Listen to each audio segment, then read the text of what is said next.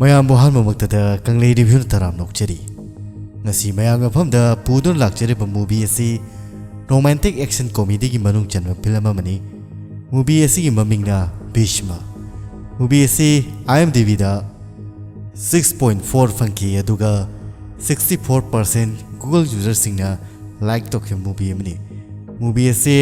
21 February 2020ꯗ release ꯇꯧꯈꯤ ꯗꯥꯏꯔꯦꯛꯇꯔꯅ ꯕꯦꯟꯀꯤ ꯀꯨꯗꯨꯃꯨꯂꯥ movie ꯑꯁꯤꯗ ꯊꯣꯏꯗꯣꯛ ꯍꯦꯟꯗꯣꯛꯅ ꯁꯛꯇꯝ ꯂꯥꯡꯂꯤꯕꯅ ꯅꯤꯊꯤꯟ ꯔꯁꯃꯤꯀꯥ ꯃꯟꯗꯅ ꯃꯨꯚꯤ ꯑꯁꯤꯅ ꯇꯥꯟꯈꯤꯕ ꯁꯦꯟꯐꯝꯅ 40 ꯀꯔꯣꯔ ꯃꯨꯚꯤ ꯑꯁꯤꯒꯤ ꯍꯧꯔꯛꯄ ꯃꯇꯝꯗ ꯚꯤꯁꯃ ꯑꯣꯔꯒꯥꯅꯤꯛꯀꯤ CEO ꯚꯤꯁꯃꯅ ꯂꯧ ꯎꯕ ꯀꯌꯥꯗ ꯀꯣꯟꯐꯔꯦꯟꯁ ꯑꯃ ꯇꯧꯔꯗꯨꯅ ꯐꯔꯇꯤꯂꯥꯏꯖꯔ ꯌꯥꯎꯔꯕ ꯇꯤꯟꯍꯥꯠ ꯍꯤꯗꯥꯛ ꯌꯥꯎꯔꯕ ꯆꯤꯟꯖꯥꯛ ꯀꯌꯥ ꯆꯥꯔꯨꯕꯗꯒꯤ ꯃꯤꯑꯣꯏꯕ ꯑꯁꯤ ꯑꯅꯥ ꯑꯌꯦꯛ ꯀꯌꯥꯅ ꯄꯤꯛ ꯊꯜꯂꯛꯂꯦ ꯆꯍꯤ 60ꯒꯤ ꯃꯇꯨꯡꯗ ꯃꯤꯁꯤꯡꯁꯤ ꯁꯨꯒꯔ ꯋꯥꯡꯉꯛꯄ ꯑꯃꯁꯨꯡ ꯍꯥꯔꯠ ꯗꯤꯖꯤꯖ ꯅꯥꯔꯛꯄꯒꯤ ꯆꯥꯡ ꯑꯁꯤ ꯑꯁꯨꯝ ꯍꯦꯟꯒꯠꯂꯛꯂꯦ ꯃꯔꯝ ꯑꯗꯨꯅ ꯑꯣꯔꯒꯥꯅꯤꯛ ꯐꯥꯔꯃꯤꯡ ꯇꯧꯔꯗꯨꯅ ꯇꯨꯡꯒꯤ ꯑꯉꯥꯡꯒꯤ ꯄꯨꯟꯁꯤ ꯀꯟꯁꯤ ꯍꯥꯏꯗꯨꯅ ꯀꯣꯟꯐꯔꯦꯟꯁ ꯑꯃ ꯇꯧꯔꯝꯃꯤ ꯃꯐꯝ ꯑꯗꯨꯗ ꯂꯩꯔꯤꯕ ꯂꯧ ꯎꯕꯁꯤꯡꯁꯨ ꯚꯤꯁꯃ ꯑꯣꯔꯒꯥꯅꯤꯛꯇ ꯈꯨꯠꯁꯝꯅꯔꯗꯨꯅ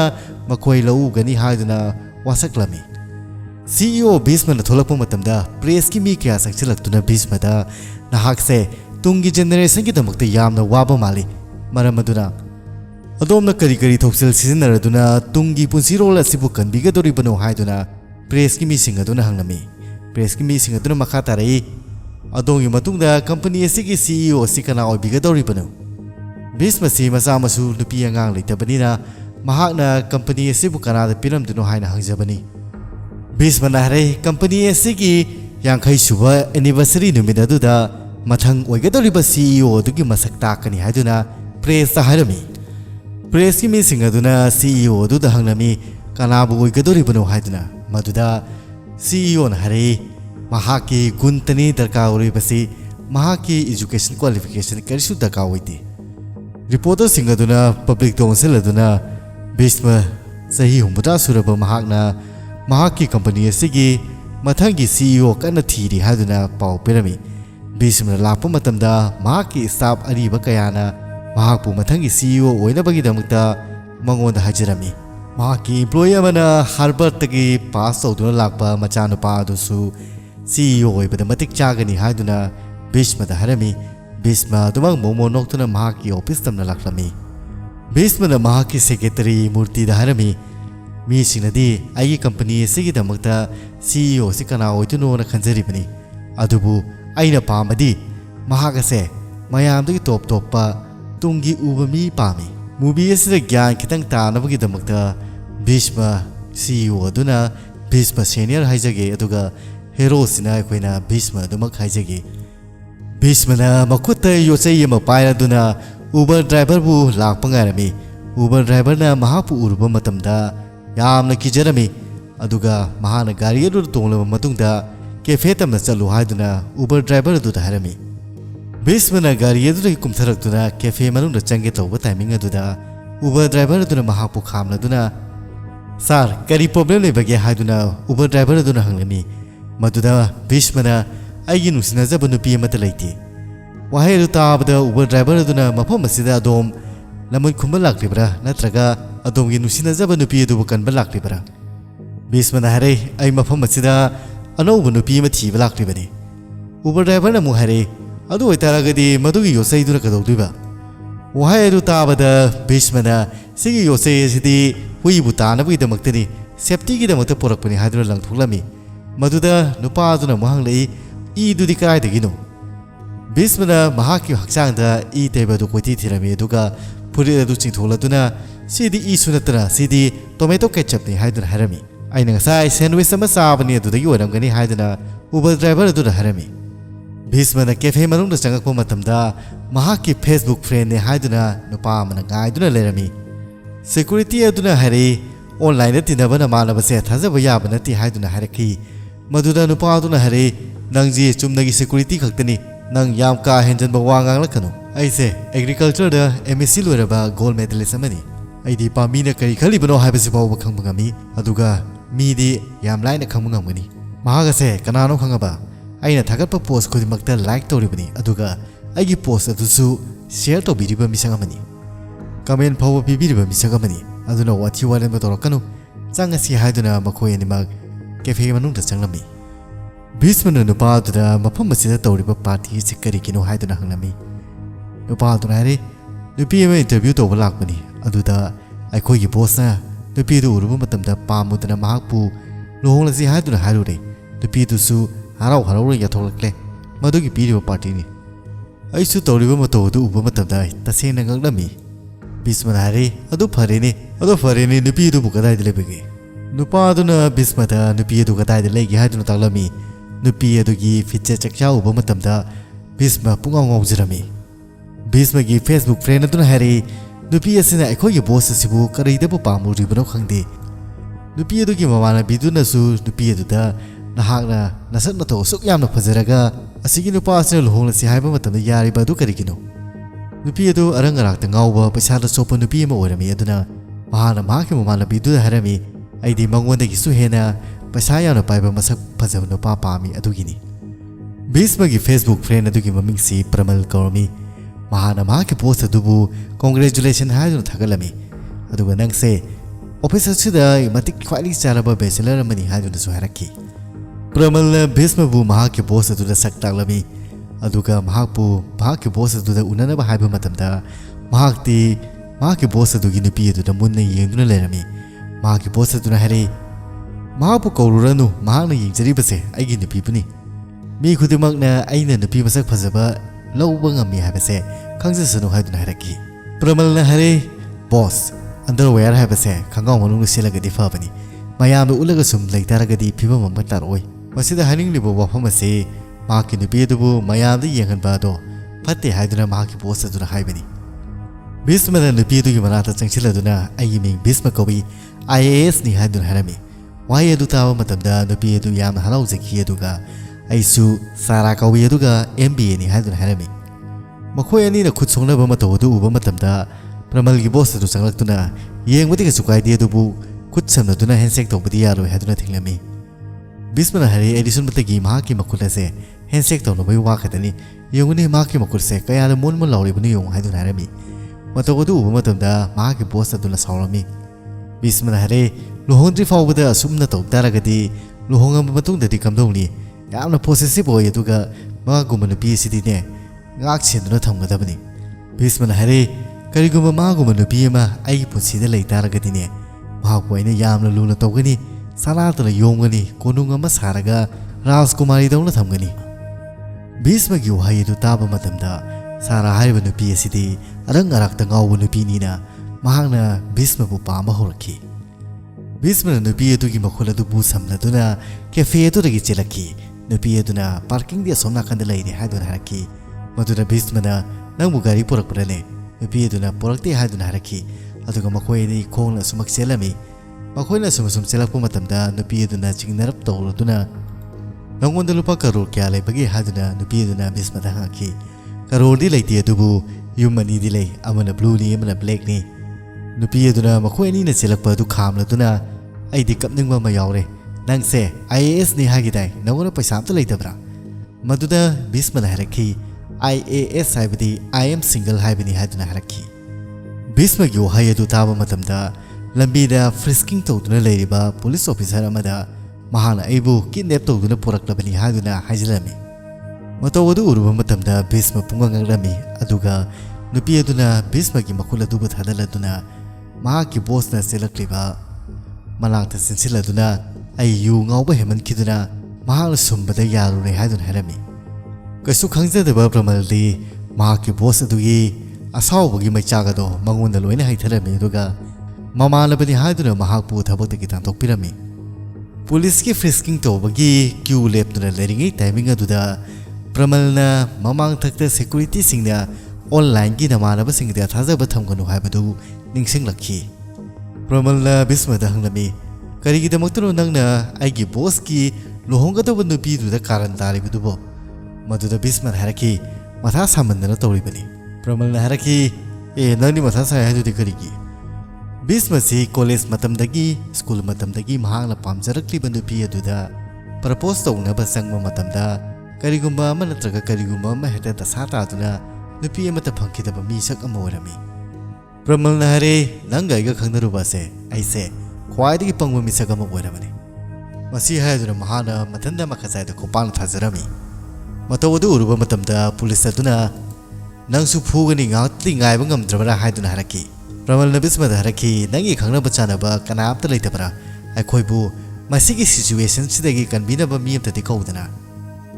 बिस्मना हरे अगी मरुप अमत लेते करिनो नंगना अइगोना फागी तौरिसे हायदुना प्रमलना महागी फोन अदुबु लौरमी प्रमलना फोन अदुबु येंगबा मतमददि कंटेक अदुदा मी मंगा खक्ता यारोमी ममा मपा महाने डिलीवरी की मीने अदुगा मखोइगी मयुंगी वाचमैन की नंबर का नंगा तिन्नरुरीबसे अगी ख्वाइदगी असोइबनी हायदुना प्रमल अदु मफम अदुगी सावरगा चनमी मफम अदुदा TV5 की रिपोर्टर अमना हौजिकानगी नहासिंगसे नुमिदांगली यू थक्चलगा नुपी आंगांगना कारण ताई मसिगी मौंग असि येंबियु हायदुना मखोइ भीष्मगी मनाक्ता लाक्लमी रिपोर्टर अदुना चंगलक्पा मतमददि मफम अदुदा भीष्म लेरमी नुपा अदु भीष्मगी मपागी ममानबनी नुपा अदुना हरे अइना नंगु मतौ करमना कयारक कनबिखो हारिबनो भीष्मगी मपागी ममानबा अदुना माकी ममानबने हाइबा पुलिस ओइबा देवदा फोन तौरमी अदुगा माकी मरी मता अमा पुलिसना मिसअंडरस्टैंडिंग तौदुना फादुना लेरे मरम अदुना महापु थादोनबा अमता सिंबियो हाइदुना हारमी देवना हारे नागासे आइगी क्लासमेट ओइबगी तमक्ता नंगना हाइबदु यारबने अदु मतुंगददि सुगुम थोक्ताकी वासे अइगोंदा हारकनु आगांग अदु हयें नोंगालक्पा मतमदा आइगी नाक्ता थारो हाइदुना फोन अदु थममी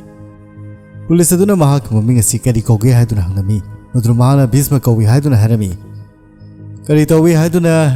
पुलिस अदुना हंगलक्पा मतमदा महाक असि memes create तौवे हाइदुना हारमी memes अदि करिनो हाइदुना हाइबा मतमदा सोशल नेटवर्किंग दा सिनरिबा मयाम सिंगदुबुनी हाइदुना हारमी अदुगा महाकसि बेस्ट meme creator गे अवार्ड सु फंगे हाइदुना हारमी पुलिस अदुना हरे महाना तौरिबा थबक असिदि महाना यामना इज्जत लेबा थबक तौना गांगिने मान तौरिबसे पुलिस अदुना हरे आइनने लो थुगाइदुना महापु कलिबासे मसिगी मिसिगी दमतरा मदुना भीष्मगी ममानबदुना हरे महासे मरा लेजदबनी पुलिस अदुना हरे फरे फरे यारे हयेंदगी महागसे अई ऑफिसर नुंतिगी थारो महागसे आइना परा तमिगदबनी अफम मदुर माना डिसिप्लिन अमसुंग रेस्पोंसिबिलिटी से करिनो तमिगदुरिबनी भीष्मना करिनो यानब अमता हाइनबियु हाइदुना मपागी ममानबदुदा हारमी अदुगा मपागी ममानबदुना माकी ममानब पुलिस अदुदा था अमसे सामंद्रा हाइदुना हारमी पुलिस अदुना हरे सरसिदा आइना हाइबा वादा यादब मी कनामता लेरोय मसी हारमद्र महाग मफम अदुदगी चटखी भीष्मगी मपाना ममांग थक्ता पुलिस अदुगा महाका खनगिबगी मवंग अदु निसिंगनी पुलिस अदु हानदी भीष्मगी मपागा तिनरमनी अदु मखोइनी यामना तमथीना खनगिबा थौदो अमा थोकी मरमद्र मपा अदुना नहाकना अगी चानपादु महाके मनाक्ता थारिबा अदो महाना सोइदा हातपिग्रनी हाइदुना हारमी ममानबदुना हरे मधु खंगदननी आइना महागसे अगी मरी मतानी हाइदुना हाकिबसे मपादुना हरे अई अदुदा खंदी अगी चानपादो देवागी मनाक्ता अई सुक्ता थाबा पामदे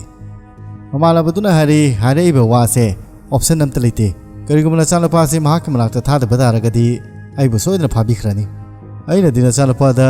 वार्निंग पिरा थादरोकदा खनबनी अदुबु महानदी नचानपासिबु ट्रेनिंग पिनबैदमुदा तौरिने नोंगालपा मतमददी भीष्म पुलिस स्टेशन दा लाक्लमी मफम अदुदा लैबा हवलदार अमदा SCP सरना आइबु मफम सिदा कौबनी महा कदाइदा लेगे हाइदुना हंगमी मदुदा नंगी मनिंगदा लैरबनी हाइदुना हाकी SCP अदुना हरे महागसे सोशल मीडिया दा यामना एक्टिव ओइबनी अदुना स्टेशन असिदसु महागसे एक्टिव ओहलगा थमु पुंग मपनदगिना पुंग मंगा फावसे मंगोना थबा अमा हेता पिसलु भीष्मना हवलदार अदुदा आइबु मफम सिदा टेबल का सेंगनदुरिबरा हाइदुना हंगमी मदुदा नंगी हाबलु मिनि नंग असिदि यामना लुबा थबक तौहलोइदा हाइदुना महापु मफम अदुदा वाइसनलमी महापु पुलिस सिंगी चाबु पुहलकप्रो वाइबु तेहनबरो थबक कया सिजिनरमी भीष्मना मयुमदा लाक्पा मतमदा महाके ममादा महांगना पुराण कयादा ममिंग कया लई सकुनीदगी दुर्योधनदगी धर्मराजदगी अदुगा नाला आइबु भीष्म थुमिरमिसे कयगिनो मिंगदुना खंद्रेने आइसे नुपी अता फंगु याद्रे ममाना हेरि नोंगोददि कदागी नुपीना याबिरक्तुबा कॉलेज तमिने तोइदुसु डिग्री फंगब्राजु फंगदे नंगने मरयेने दुसुकपुदी पुलिस स्टेशन चचरगा सही चालु चचरगे हादुना भीष्मना हरे भीष्मना पुलिस स्टेशन यौबा मतमदा SCP की ड्राइवर अदु नुमित मरीनी सुटी लौकी हादुना महाक मथा साजरमे महाकु SCP की driver ओइना हापमी lambi de SCP mobani lambi da sum lakpa matamda nupa macha kharana cha thaktuna mafam aduda wari sanaduna leiba du uba matamda makoi se mafam asida matam mangalibani responsibility habsi karino amta khangde mai pakpa sunga ngamaroi da bakagu ngtani haiduna hari moise nangumani haiduna harapa matamda Bhishma nonglei karigi nongli bano haiduna SCP na hanglami Bhishma nare lambi da mamana bakhara unaraduna cha thaktuna wari sanabasibu adomna uba matamda makoi se makoi punsi lambi amta leite mai pakpa ngamroi hairibado angakpani makoi se kadai rigi laklibano su khangde kadai da yogani habisu khangde akoi Pradhan Mantri Modi fawba cha yolame haiduni haiduna haraki nangi walu taraga aigi rai se hondokadaba nati haiduna haraki rai abu karino sir mi amaga amata manade aibadi yangu school da ayung atada kangsi yeba matamdadi agang singa se yamna saunglingi aduga suti tharamdai matamda kangsi yerpu matamdadi makoi se yamna haraubi kangsi di chap mane adubu matam amasung migi wakhalon ado hongbai wakhadan wahai adu tawa matamda SCP adu wakhal makhalami aduga mahakpu police academy da thamamaga police station da mu hanna sakhina baharami lamida mahana police gari thoduna lakpa matamda mahana radio thaba matamda su kaina bagi sei ta aduna laklami mahana lambida gari asum thoduna lakpa matamda mahake gari bu kanagumi nupi masak phasabi amana khamlami nupi na khamlabani haiduna mahang yam haraujana nupi adugi manakta gari do khamlami nupi aduna changsilaktuna mahake gari aduna yenglaga police gari oramaduda yarani haraga chalami nupi aduna hari ai gari se yakidre aduga aise bikraba chatkadabani police gari tongbadagi hena safe oiba kari legi haiduna mahana nupi adugi mating pangi haiduna harami nupi aduna hari ai imanabi khalasu yawri haiduna harapu matamda gari se yamna chawlina phambada mayam changani haiduna haraki nupi aduna gari manung rusalakpa matamda mahake maming asi Bhishma kawi haiduna introduce torami nupi aduna su agi ming Chetra kawi mahana Ragini ni mahana Sitarani haiduna haraki maduda nang kari tawrige haiduna hanglaki Chetra na hari akhoi se Bhishma organiki thabak tawi maduda Bhishma na aigi mingi company magasu hangna bore aidi khangdina adubuna khoi bikraba trikado chali buno haiduna hangma matamda akhoi singa se store da thabak tawbuni dubu weekend matamda de akhoi se program tawba chali Bhishma su aishu program yamna pam misak amani haiduna Chetra da harami Bhishma na khoi gari do kai da yadabno haiduna hanglaki maduda Chetra na khoi gari do Soroki nakan gi railing adu yaibani haiduna haraki Bhishma na gari do khangang khamlaga noya haisinati na khoina gari adu thomjanlibra na khoi se aina phafam di thokuni duga na khoina ngondagi wena mating ni basinati ai kari tawudi no haiduna hanglami Chetra na du ta jinang se kanano haiduna hangmu matamda aise assistant commissioner of police ni haiduna haraki mahana aikara du satawna thangdolamaga taklawna khumjinki maduna mamala bising aduna nana yam thuna tawlitu nagi details losalidu kaigino haiduna haraki maduna Bhishma na khoi details yamna pamtaragadi police station chasi haiduna haraki Chetra na hari akhoida case amta file tobiganu akhoi family na khangtaragadi wathol lamthong tholagani aduga ai career su manglagani haiduna haraki mamala bising aduna su case pambiganu haiduna kapsarami matawdu uba matamda fare adudi ngasigi nuthina se aina khogi na tawse kupna yengchingani aduga karigumba na khoina yamna gyan tana leitaragadi ai case palu haidun haraki asum tawduna makhoina khungang amata laklami makhoina lo basinga mafam adura wari sanabagi dabakta lakpani haidun harami mafam adura lampak amada nupa mayam ama football sanaduna leirami nupa singaduna nupi singadubu police ki gari dagi kumtharakpanina makoi si prostitute ne haiduna khalami makoina nupi singadubu mamal kyano haiduna larakpa matamda Bhishma yamna saurami Bhishma na makoi manakta uru ma phuktuna changchalaklami Chetra su Bhishma ki matawodu yengduna leirami Bhishma na sum changchalaktuna karigumba aina mi khanaba si Chetra na pamumda bataragadi haiduna mahangna uru du bulang tholami mahana uru du lang tholapa matungda Chetra manakta lalami Chetra manakta changchalaga lambi da yungduna leibase nungai thina phukpani da haiduna harami Chetra na hari aidi nang se makoi mayam singse loina phugadaba male aduga nang litumina dum laklabra haiduna haraki matawadu uba matamda Chetra na wakha nungai thina nangi mong sidi haiduna yamna karem nabiramaga satkhirami Bhishma na masa mathanda khanjai madudi mahanadi aina makoi singse phubase pamba bore masini dana aina nupi amta phangdribase haiduna mahangna nupa sing adugi malakta mujangsinki ꯕꯤꯁꯃ ꯃꯐꯝ ꯑꯗꯨꯗꯒꯤ ꯎꯇꯨꯞ ꯑꯃ ꯊꯨꯇꯦꯛꯂꯗꯨꯅ ꯃꯈꯣꯏꯒꯤ ꯃꯅꯥꯛꯇ ꯂꯥꯛꯂꯝꯃꯤ꯫ ꯃꯈꯣꯏꯅ ꯕꯤꯁꯃ ꯂꯥꯛꯄꯗꯨ ꯎꯕ ꯃꯇꯝꯗ ꯊꯧꯋꯥ ꯁꯥꯔꯝꯗꯦ꯫ ꯃꯐꯝ ꯑꯁꯤꯗ ꯇꯨꯁꯜꯂꯕ ꯃꯇꯨꯡꯗ ꯑꯃꯨꯛ ꯃꯈꯨꯠ ꯍꯥꯝꯇꯣꯛꯑꯒ ꯆꯠꯈꯤꯗꯣꯔꯤꯕꯅꯤ ꯍꯥꯏꯗꯨꯅ ꯀꯔꯤꯁꯨ ꯈꯜꯂꯝꯗꯦ꯫ ꯃꯕ ꯆꯪꯁꯤꯜꯂꯛꯇꯨꯅ ꯃꯍꯥꯛꯅ ꯆꯦꯇ꯭ꯔꯥꯗ ꯃꯃꯜ ꯀꯌꯥꯅꯣ ꯍꯪꯂꯤꯕ ꯅꯨꯄꯥ ꯑꯗꯨꯒꯤ ꯃꯀꯣꯛ ꯑꯗꯨꯗ ꯎꯇꯨꯞ ꯑꯗꯨꯅ ꯊꯥꯔꯝꯃꯤ꯫ ꯕꯤꯁꯃꯅ ꯍꯥꯏꯔꯛꯏ, ꯑꯩꯁꯦ ꯌꯥꯝꯅ ꯏꯃꯣꯁꯅꯦꯜ ꯑꯣꯏꯕ ꯅꯨꯄꯥ ꯑꯃꯅꯤ꯫ ꯑꯩ ꯀꯟꯇ꯭ꯔꯣꯜ ꯇꯧꯕ ꯉꯝꯗꯦ, ꯑꯗꯨꯒ ꯀꯔꯤꯒꯨꯝꯕ ꯀꯅꯥꯒꯨꯝꯕ ꯑꯃꯅ ꯑꯩꯉꯣꯟꯗꯅꯦ ꯈꯟꯅꯕ ꯍꯧꯔꯛꯇꯥꯔꯒꯗꯤꯅꯦ ꯃꯈꯣꯏꯕꯨ ꯂꯦꯡꯅ ꯊꯥꯗꯦ꯫ ꯅꯪꯅ ꯄꯤꯔꯛꯏꯕ ꯀꯃꯦꯟꯗꯣ ꯑꯩꯅ ꯇꯥꯅꯤꯡꯗꯕꯒꯤꯅꯤ, ꯃꯔꯝ ꯑꯗꯨꯅꯅꯦ ꯑꯩꯅ ꯅꯪ ꯐꯨꯔꯤꯕꯁꯦ꯫ ꯋꯥ ꯂꯣꯏꯁꯤꯜꯂꯁꯤ ꯌꯥꯔꯦ꯫ ꯕꯤꯁꯃꯅ ꯃꯅꯤꯡ ꯍꯜꯂꯒ ꯑꯃꯨꯛ ꯍꯥꯏꯔꯛꯏ, ꯑꯩꯅ ꯅꯪ ꯐꯨꯔꯤꯕꯗꯣ ꯀꯃꯦꯟ ꯄꯤꯔꯛꯄꯒꯤꯗꯃꯛꯇꯅꯤ, ꯑꯗꯨꯒ ꯑꯩꯅ ꯅꯪ ꯐꯨꯕ ꯃꯇꯝꯗ ꯅꯪꯒꯤ ꯅꯃꯥꯟꯅꯕ ꯂꯩꯔꯤꯕ ꯃꯌꯥꯝꯁꯤꯅ ꯃꯈꯣꯏꯗ ꯀꯔꯤꯒꯨꯝꯕ ꯑꯃꯗ ꯐꯥꯎꯗꯕ ꯃꯥꯜꯂꯤꯅꯦ꯫ ꯅꯪꯁꯦ ꯑꯐꯕ ꯃꯤ ꯃꯥꯜꯂꯤ, ꯅꯪ ꯅꯃꯥꯟꯅꯕꯁꯤꯡꯁꯦ ꯌꯥꯝꯅ ꯐꯠꯇꯕꯅꯤ, ꯄꯨꯟꯅ ꯐꯨꯁꯤꯜꯂꯛꯑꯣ ꯍꯥꯏꯗꯨꯅ ꯃꯍꯥꯛꯅ ꯅꯨꯄꯥ ꯑꯗꯨꯕꯨ ꯆꯤꯡꯈꯠꯂꯝꯃꯤ꯫ ꯃꯗꯨꯗꯒꯤ ꯃꯃꯥꯟꯅꯕ ꯑꯃ ꯆꯪꯁꯤꯜꯂꯛꯇꯨꯅ ꯑꯩꯈꯣꯏꯅ ꯇꯨꯃꯤꯟ ꯂꯩꯔꯤꯕꯁꯦ ꯅꯪ ꯄꯨꯂꯤꯁꯅꯦ ꯍꯥꯏꯕꯒꯤ ꯇꯨꯃꯤꯟꯅ ꯂꯩꯕꯒꯤ ꯋꯥꯅꯤ꯫ ꯃꯗꯨꯗ ꯕꯤꯁꯃꯅ ꯍꯥꯏꯔꯛꯏ, ꯀꯅꯥꯅꯣ ꯑꯩꯕꯨ ꯄꯨꯂꯤꯁꯅꯦ ꯍꯥꯏꯔꯤꯁꯤꯕꯣ? ꯑꯩꯗꯤ ꯗ꯭ꯔꯥꯏꯚꯔꯅꯤ ꯑꯗꯨꯒ ꯍꯥꯏꯗꯨꯅ ꯍꯥꯏꯔꯛꯈꯤ꯫ ꯃꯁꯤ ꯍꯥꯏꯗꯨꯅ ꯕꯤꯁꯃꯅ ꯃꯈꯣꯏꯕꯨ ꯑꯃꯃꯝꯇꯪ ꯑꯣꯏꯅ ꯇꯞ ꯇꯥꯅ ꯐꯨꯔꯝꯃꯤ꯫ ꯀꯤꯟꯅꯕꯨ ꯊꯤꯟꯕꯔꯣ ꯈꯣꯡꯅꯕꯨ ꯀꯥꯎꯕꯔꯣ ꯇꯞ ꯇꯥꯅ ꯐꯨꯔꯝꯃꯤ꯫ ꯃꯗꯨꯗꯒꯤꯗꯤ ꯃꯃꯥꯟꯅꯕ ꯑꯃ ꯆꯪꯁꯤꯜꯂꯛꯇꯨꯅ ꯀꯃꯦꯟ ꯄꯤꯔꯤꯕ ꯅꯨꯄꯥ ꯑꯗꯨꯗ ꯆꯩꯅ ꯐꯨꯔꯗꯨꯅ ꯀꯔꯤꯅꯣ ꯅꯪꯅ ꯇꯧꯔꯤꯗꯨꯕꯣ ꯍꯥꯏꯗꯨꯅ ꯍꯥꯏꯔꯛꯈꯤ꯫ ꯃꯗꯨꯗꯒꯤꯗꯤ ꯃꯍꯥꯛꯅ ꯉꯥꯛꯄꯤꯌꯨ ꯍꯥꯏꯗꯨꯅ ꯕꯤꯁꯃꯗ ꯍꯥꯏꯔꯛꯄ ꯃꯇꯝꯗ ꯐꯔꯦ ꯐꯔꯦ ꯁꯥꯟꯅꯖꯔꯨꯔꯣ ꯍꯥꯏꯗꯨꯅ ꯕꯤꯁꯃ ꯃꯐꯝ ꯑꯗꯨꯗꯒꯤ ꯂꯥꯛꯈꯤ꯫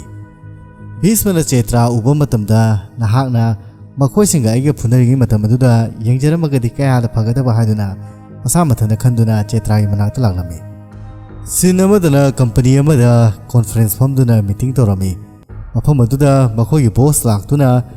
ꯍꯧꯖꯤꯛꯀꯤ ꯃꯇꯝ ꯑꯁꯦ ꯏꯟꯁꯇꯦꯟꯠ ꯍꯥꯏꯕꯗꯤ ꯈꯨꯗꯛꯇ ꯇꯧꯕ ꯄꯣꯠ ꯑꯁꯦ ꯄꯥꯝꯃꯤ꯫ ꯐꯥꯁ ꯐꯨꯗ ꯑꯣꯏꯔꯕꯁꯨ ꯌꯥꯝꯅ ꯊꯨꯅ ꯊꯣꯡꯗꯨꯅ ꯄꯨꯊꯣꯔꯛꯄꯁꯦ ꯄꯥꯝꯕꯅꯤ꯫ ꯃꯃꯥꯡꯉꯩꯗꯗꯤ ꯇꯦꯁ ꯃꯦꯠꯆ ꯌꯦꯡꯕꯁꯦ ꯄꯥꯝꯅꯔꯝꯃꯤ, ꯑꯗꯨꯕꯨ ꯍꯧꯖꯤꯛꯀꯥꯟꯗꯤ T20 ꯑꯁꯤ ꯆꯠꯅꯔꯛꯂꯕꯅꯤ꯫ ꯃꯤꯁꯤꯡꯅ ꯃꯍꯥꯛꯅ ꯇꯧꯔꯤꯕ ꯕꯤꯖꯤꯅꯦꯁ ꯑꯗꯨꯗ ꯔꯤꯇꯔꯟꯁ ꯌꯥꯝꯅ ꯄꯥꯝꯃꯤ꯫ ꯃꯔꯝ ꯑꯗꯨꯅ ꯑꯩꯅ ꯃꯁꯤꯒꯤ ꯏꯟꯁꯇꯦꯟꯠ ꯍꯥꯏꯔꯤꯕ ꯄꯣꯠ ꯑꯁꯦ ꯑꯩꯅ ꯂꯧꯕꯗ ꯊꯥꯗꯕ ꯄꯥꯝꯃꯤ꯫ ꯃꯌꯥꯝꯗ ꯑꯩꯅ ꯈꯔ ꯁꯟꯗꯣꯛꯅ ꯍꯥꯏꯒꯦ, ꯃꯁꯤꯗ ꯀꯦꯃꯤꯀꯦꯜ ꯀꯌꯥ ꯃꯔꯨꯝ ꯌꯥꯎꯏ, ꯃꯔꯝ ꯑꯗꯨꯅ ꯄꯥꯝꯕꯤꯁꯤꯡꯅ ꯌꯥꯝꯅ ꯊꯨꯅ ꯆꯥꯎꯕꯗ ꯃꯇꯦꯡ ꯄꯥꯡꯏ꯫ ꯃꯁꯤꯗ ꯍꯥꯔꯃꯣꯅꯦꯜ ꯑꯣꯏꯕ ꯀꯦꯃꯤꯀꯦꯜ ꯀꯌꯥ ꯃꯔꯨꯝꯁꯨ ꯌꯥꯎꯏ, ꯃꯔꯝ ꯑꯗꯨꯅ ꯌꯥꯝ ꯊꯨꯅ ꯆꯥꯎꯔꯒ ꯌꯥꯝ ꯊꯨꯅ ꯃꯍꯩ ꯌꯥꯟꯒꯅꯤ꯫ ꯁꯝꯅ ꯍꯥꯏꯕ ꯃꯇꯝꯗ ꯅꯨꯃꯤꯠ 60ꯅꯤ ꯆꯪꯒꯗꯕ ꯄꯣꯠ ꯑꯗꯣ ꯅꯨꯃꯤꯠ 90ꯅꯤꯗ ꯃꯍꯩ ꯃꯔꯣꯡ ꯁꯥꯠꯀꯅꯤ꯫ ꯑꯁꯨꯝ ꯇꯧꯗꯨꯅ ꯃꯁꯤꯒꯤ ꯄꯣꯠ ꯑꯁꯤꯅ ꯑꯁꯨꯝ ꯆꯠꯊꯔꯛ ꯇꯥꯔꯒꯗꯤ ꯃꯃꯜꯁꯨ ꯍꯣꯡꯊꯔꯛꯀꯅꯤ, ꯑꯗꯨꯒ ꯄ꯭ꯔꯗꯛ ꯄꯨꯊꯣꯔꯛꯄꯒꯤ ꯆꯥꯡꯁꯨ ꯌꯥꯝꯈꯠꯂꯛꯀꯅꯤ꯫ ꯃꯗꯨꯗ ꯃꯈꯣꯏꯒꯤ ꯀꯃꯤꯇꯤꯒꯤ ꯃꯤ ꯑꯃꯅ ꯍꯥꯏꯔꯛꯏ, ꯄꯥꯝꯕꯤꯗ ꯍꯥꯔꯃꯣꯅꯦꯜ ꯆꯦꯟꯖ ꯇꯧꯔꯛꯄꯁꯦ ꯃꯤꯑꯣꯏꯕꯗ ꯁꯣꯛꯄ ꯌꯥꯒꯅꯤ, ꯃꯔꯝ ꯑꯗꯨꯅ ꯒꯣꯚꯔꯟꯃꯦꯟꯠꯅ ꯃꯁꯤꯗ ꯄꯔꯃꯤꯁꯟ ꯄꯤꯔꯛꯇꯧ ꯃꯥꯟꯗꯦ꯫ ꯀꯔꯞꯁꯟꯅ ꯍꯥꯔꯕ ꯂꯝꯗꯝꯅꯤ, ꯃꯔꯝ ꯑꯗꯨꯅ ꯄꯩꯁꯥ ꯈꯔ ꯄꯤꯖꯔꯒ ꯄꯔꯃꯤꯁꯟ ꯂꯧꯕꯗꯨꯅ ꯌꯥꯝꯅ ꯂꯥꯏ ꯍꯥꯏꯗꯨꯅ ꯕꯣꯁ ꯑꯗꯨꯅ ꯍꯥꯏꯔꯛꯈꯤ꯫ ꯀꯃꯤꯇꯤ ꯃꯦꯝꯕꯔ ꯑꯃꯅ ꯍꯥꯏꯔꯛꯏ, ꯑꯗꯨꯕꯨꯗꯤ ꯐꯔꯦꯅꯦ, ꯑꯗꯨꯕꯨ ꯕꯤꯁꯃꯅꯗꯤ ꯁꯣꯝ ꯅꯥꯀꯟꯗ ꯂꯧꯎꯕꯁꯤꯡꯗ ꯑꯣꯔꯒꯥꯅꯤꯛ ꯐꯥꯔꯃꯤꯡ ꯇꯧꯅꯕꯒꯤꯗꯃꯛꯇ ꯌꯥꯝ ꯀꯟꯅ ꯆꯠꯊꯔꯤꯕꯁꯤꯗꯤ ꯃꯍꯥꯛꯅ ꯄ꯭ꯔꯣꯕ꯭ꯂꯦꯝ ꯀ꯭ꯔꯤꯌꯦꯠ ꯇꯧꯔꯛꯄ ꯌꯥꯏ꯫ ꯃꯗꯨꯅ ꯕꯣꯁꯅ ꯍꯥꯏꯔꯛꯏ, ꯍꯟꯗꯛꯇꯤ ꯃꯍꯥꯛꯅ ꯑꯩꯈꯣꯏꯗ ꯄ꯭ꯔꯣꯕ꯭ꯂꯦꯝ ꯄꯤꯔꯛꯀꯗꯕ ꯅꯠꯇꯦ, ꯑꯩꯈꯣꯏꯅ ꯃꯉꯣꯟꯗ ꯑꯣꯏꯅ ꯄ꯭ꯔꯣꯕ꯭ꯂꯦꯝ ꯄꯤꯒꯗꯕꯅꯤ꯫ ꯑꯣꯔꯒꯥꯅꯤꯛ ꯑꯣꯏꯔꯕ ꯂꯩꯕꯥꯛꯇꯗꯤ ꯃꯁꯤ 200% ꯍꯦꯟꯅ ꯊꯕꯛ ꯇꯧꯒꯅꯤ꯫ ꯕꯤꯁꯃꯒꯤ ꯄꯣꯠ ꯁꯤꯖꯤꯟꯅꯕ ꯐꯥꯔꯃꯔꯁꯤꯡ ꯑꯗꯨꯗ ꯑꯩꯈꯣꯏꯒꯤ ꯄ꯭ꯔꯗꯛ ꯑꯁꯤꯒꯤ ꯗꯦꯃꯣꯟꯁꯇ꯭ꯔꯦꯁꯟ ꯇꯧꯔꯗꯨꯅ ꯃꯈꯣꯏꯗ ꯎꯠꯇꯥꯔꯒꯗꯤ ꯕꯤꯁꯃꯒꯤ ꯄꯣꯠ ꯂꯩꯕꯒꯤ ꯆꯥꯡ ꯑꯁꯤ ꯍꯟꯊꯔꯛꯀꯅꯤ, ꯑꯗꯨꯒ ꯑꯩꯈꯣꯏꯒꯤꯁꯤꯅ ꯆꯥꯎꯈꯠꯂꯛꯀꯅꯤ꯫ ꯑꯩꯈꯣꯏꯒꯤ ꯀꯝꯄꯤꯇꯤꯁꯟ ꯇꯧꯔꯤꯕ ꯀꯝꯄꯅꯤ ꯑꯗꯨꯒ ꯌꯦꯟꯅꯕ ꯃꯇꯝꯗ ꯑꯩꯈꯣꯏꯁꯦ ꯍꯟꯊꯔꯦ ꯍꯥꯏꯅ ꯈꯟꯒꯅꯨ ꯍꯥꯏꯗꯨꯅ ꯃꯍꯥꯛꯀꯤ ꯕꯣꯁ ꯑꯗꯨꯅ ꯍꯥꯏꯔꯛꯏ, ꯑꯗꯨꯒ ꯊꯕꯛ ꯈꯨꯗꯤꯡꯃꯛ ꯑꯁꯦ ꯑꯩꯅ ꯂꯣꯏ ꯇꯧꯒꯅꯤ ꯍꯥꯏꯗꯨꯅ ꯍꯥꯏꯔꯛꯈꯤ꯫ ꯃꯤꯇꯤꯡ ꯑꯗꯨ ꯂꯣꯏꯔꯕ ꯃꯇꯨꯡꯗ ꯕꯣꯁ ꯑꯗꯨꯅ ꯊꯣꯛꯂꯛꯄ ꯃꯇꯝꯗ ꯕꯣꯁ ꯑꯗꯨꯒꯤ ꯃꯌꯥꯝꯕ ꯑꯗꯨꯅ ꯃꯍꯥꯛꯄꯨ ꯔꯥꯖ ꯍꯥꯏꯅ ꯀꯧꯔꯝꯃꯤ꯫ ꯔꯥꯖꯅ ꯀꯩꯗꯧꯔꯒꯦ ꯍꯥꯏꯗꯨꯅ ꯍꯪꯕ ꯃꯇꯝꯗ ꯑꯩꯅꯅꯦ ꯕꯤꯍꯥꯔꯗꯒꯤ ꯃꯤ ꯈꯔ ꯊꯥꯔꯗꯨꯅ ꯑꯣꯔꯒꯥꯅꯤꯛ ꯐꯥꯔꯃꯤꯡꯒꯤ ꯕꯤꯁꯃꯗꯣ ꯍꯥꯠꯇꯣꯛꯑꯁꯤ, ꯑꯗꯨꯒ ꯑꯌꯨꯛꯇ ꯂꯥꯛꯂꯒ ꯅꯨꯃꯤꯗꯥꯡꯗ ꯃꯥꯏ ꯍꯟꯖꯈꯤꯁꯅꯤ ꯍꯥꯏꯗꯨꯅ ꯍꯥꯏꯔꯛꯈꯤ꯫ ꯀꯔꯤꯒꯨꯝꯕ ꯅꯨꯃꯤꯗꯥꯡ ꯌꯧꯗ꯭ꯔꯤꯉꯩꯗ ꯃꯈꯣꯏꯁꯤ ꯐꯥ ꯇꯥꯔꯒꯗꯤ ꯍꯥꯏꯗꯨꯅ ꯔꯥꯖꯅ ꯍꯥꯏꯔꯛꯈꯤ꯫ ꯔꯥꯖꯅ ꯍꯥꯏꯔꯦ, ꯇꯥꯃꯣ ꯐꯤꯂꯝ ꯌꯦꯡꯕꯒꯤ ꯆꯥꯡꯁꯦ ꯈꯔ ꯍꯟꯊꯧ, ꯍꯅꯨꯕ ꯑꯗꯨ ꯍꯥꯠ ꯇꯥꯔꯒꯗꯤ ꯑꯩꯈꯣꯏꯗ ꯗꯁꯥ ꯇꯥꯒꯅꯤ꯫ ꯅꯪ ꯀꯔꯤ ꯈꯜꯂꯤꯒꯦ ꯍꯥꯏꯗꯨꯅ ꯃꯌꯥꯝꯕꯗꯨꯅ ꯍꯪꯉꯛꯈꯤ꯫ ꯃꯗꯨ ꯔꯥꯖꯅ ꯍꯥꯏꯔꯛꯈꯤ, ꯀꯣꯛꯁꯦ ꯂꯩꯇꯥꯔꯒꯗꯤꯅꯦ ꯃꯤ ꯍꯥꯠꯇ꯭ꯔꯁꯨ ꯌꯥꯕꯅꯤ꯫ ꯄꯕ꯭ꯂꯤꯛ ꯄ꯭ꯂꯦꯠꯐꯣꯔꯝ ꯑꯃꯗ ꯕꯤꯁꯃꯒ ꯑꯩꯒ ꯋꯥꯔꯤ ꯁꯥꯟꯅꯕ ꯑꯗꯣ ꯃꯌꯥꯝꯅ ꯇꯥꯈꯤꯁꯅꯨ꯫ ꯃꯐꯝ ꯑꯗꯨꯅ ꯃꯍꯥꯛꯄꯨ ꯑꯩꯅ ꯌꯥꯝ ꯊꯤꯅ ꯏꯀꯥꯏꯕ ꯄꯤꯒꯅꯤ, ꯑꯗꯨꯒ ꯃꯍꯥꯛ ꯑꯃꯨꯛ ꯍꯟꯅ ꯍꯪꯒꯠꯄꯁꯨ ꯉꯝꯃꯣꯏ꯫ ꯃꯌꯥꯝꯕ ꯑꯗꯨ ꯐꯔꯦ ꯐꯔꯦ ꯍꯥꯏꯗꯨꯅ ꯃꯐꯝ ꯑꯗꯨꯗꯒꯤ ꯆꯠꯈꯤ꯫ ꯕꯤꯁꯃꯅ ꯃꯍꯥꯛꯀꯤ ꯃꯃꯥ ꯃꯄꯥꯕꯨ ꯆꯦꯇ꯭ꯔꯥꯅ ꯊꯕꯛ ꯇꯧꯔꯤꯕ ꯁ꯭ꯇꯣꯔ ꯑꯗꯨꯗ ꯑꯣꯔꯒꯥꯅꯤꯛ ꯐꯥꯔꯝꯗꯒꯤ ꯄꯨꯔꯛꯄ ꯄꯣꯠꯆꯩꯁꯤꯡ ꯂꯩꯁꯦ ꯍꯥꯏꯗꯨꯅ ꯄꯨꯔꯛꯂꯝꯃꯤ꯫ ꯃꯃꯥ ꯑꯗꯨꯅꯗꯤ ꯑꯁꯨꯛ ꯊꯥꯞꯅ ꯄꯣꯠ ꯂꯩꯕ ꯂꯥꯛꯂꯤꯕꯁꯦ ꯀꯩꯒꯤꯅꯣ, ꯏꯟꯖꯥꯡ ꯅꯥꯄꯤꯗꯤ ꯑꯩꯈꯣꯏ ꯑꯗꯥꯏꯗꯁꯨ ꯐꯪꯂꯤꯕꯗꯨꯗꯤ ꯍꯥꯏꯗꯨꯅ ꯍꯥꯏꯔꯛꯈꯤ꯫ ꯃꯗꯨꯗꯤ ꯑꯣꯔꯒꯥꯅꯤꯛ ꯑꯣꯏꯗꯦꯗꯅ, ꯃꯁꯤꯗꯤ ꯑꯣꯏ ꯍꯥꯏꯗꯨꯅ ꯃꯃꯥ ꯑꯗꯨꯕꯨ ꯊꯦꯝꯂꯝꯃꯤ꯫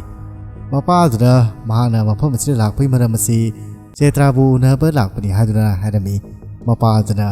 ꯚꯤꯁꯃꯗ ꯅꯨꯄꯤ ꯑꯗꯨꯒ ꯋꯥꯔꯤ ꯁꯥꯟꯅꯔꯨꯅꯕꯒꯤꯗꯃꯛꯇ ꯊꯥꯔꯝꯃꯤ ꯃꯍꯥꯛꯅ ꯆꯩꯇ꯭ꯔꯥꯒꯤ ꯃꯅꯥꯛꯇ ꯆꯪꯁꯤꯜꯂꯗꯨꯅ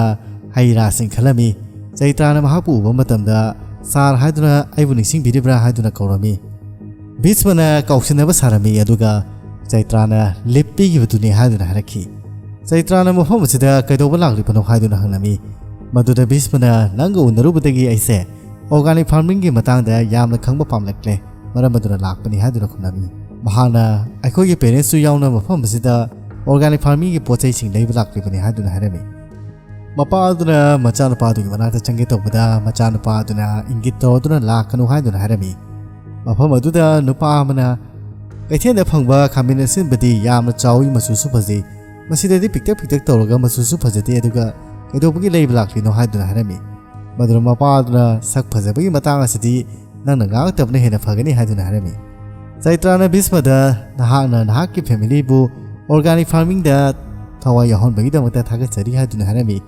ꯃꯗꯨꯗ ꯚꯤꯁꯃꯅ ꯀꯔꯤꯒꯨꯝꯕ ꯑꯩꯅ ꯑꯣꯔꯒꯥꯅꯤꯛ ꯐꯥꯔꯃꯤꯡꯒꯤ ꯃꯇꯥꯡꯗ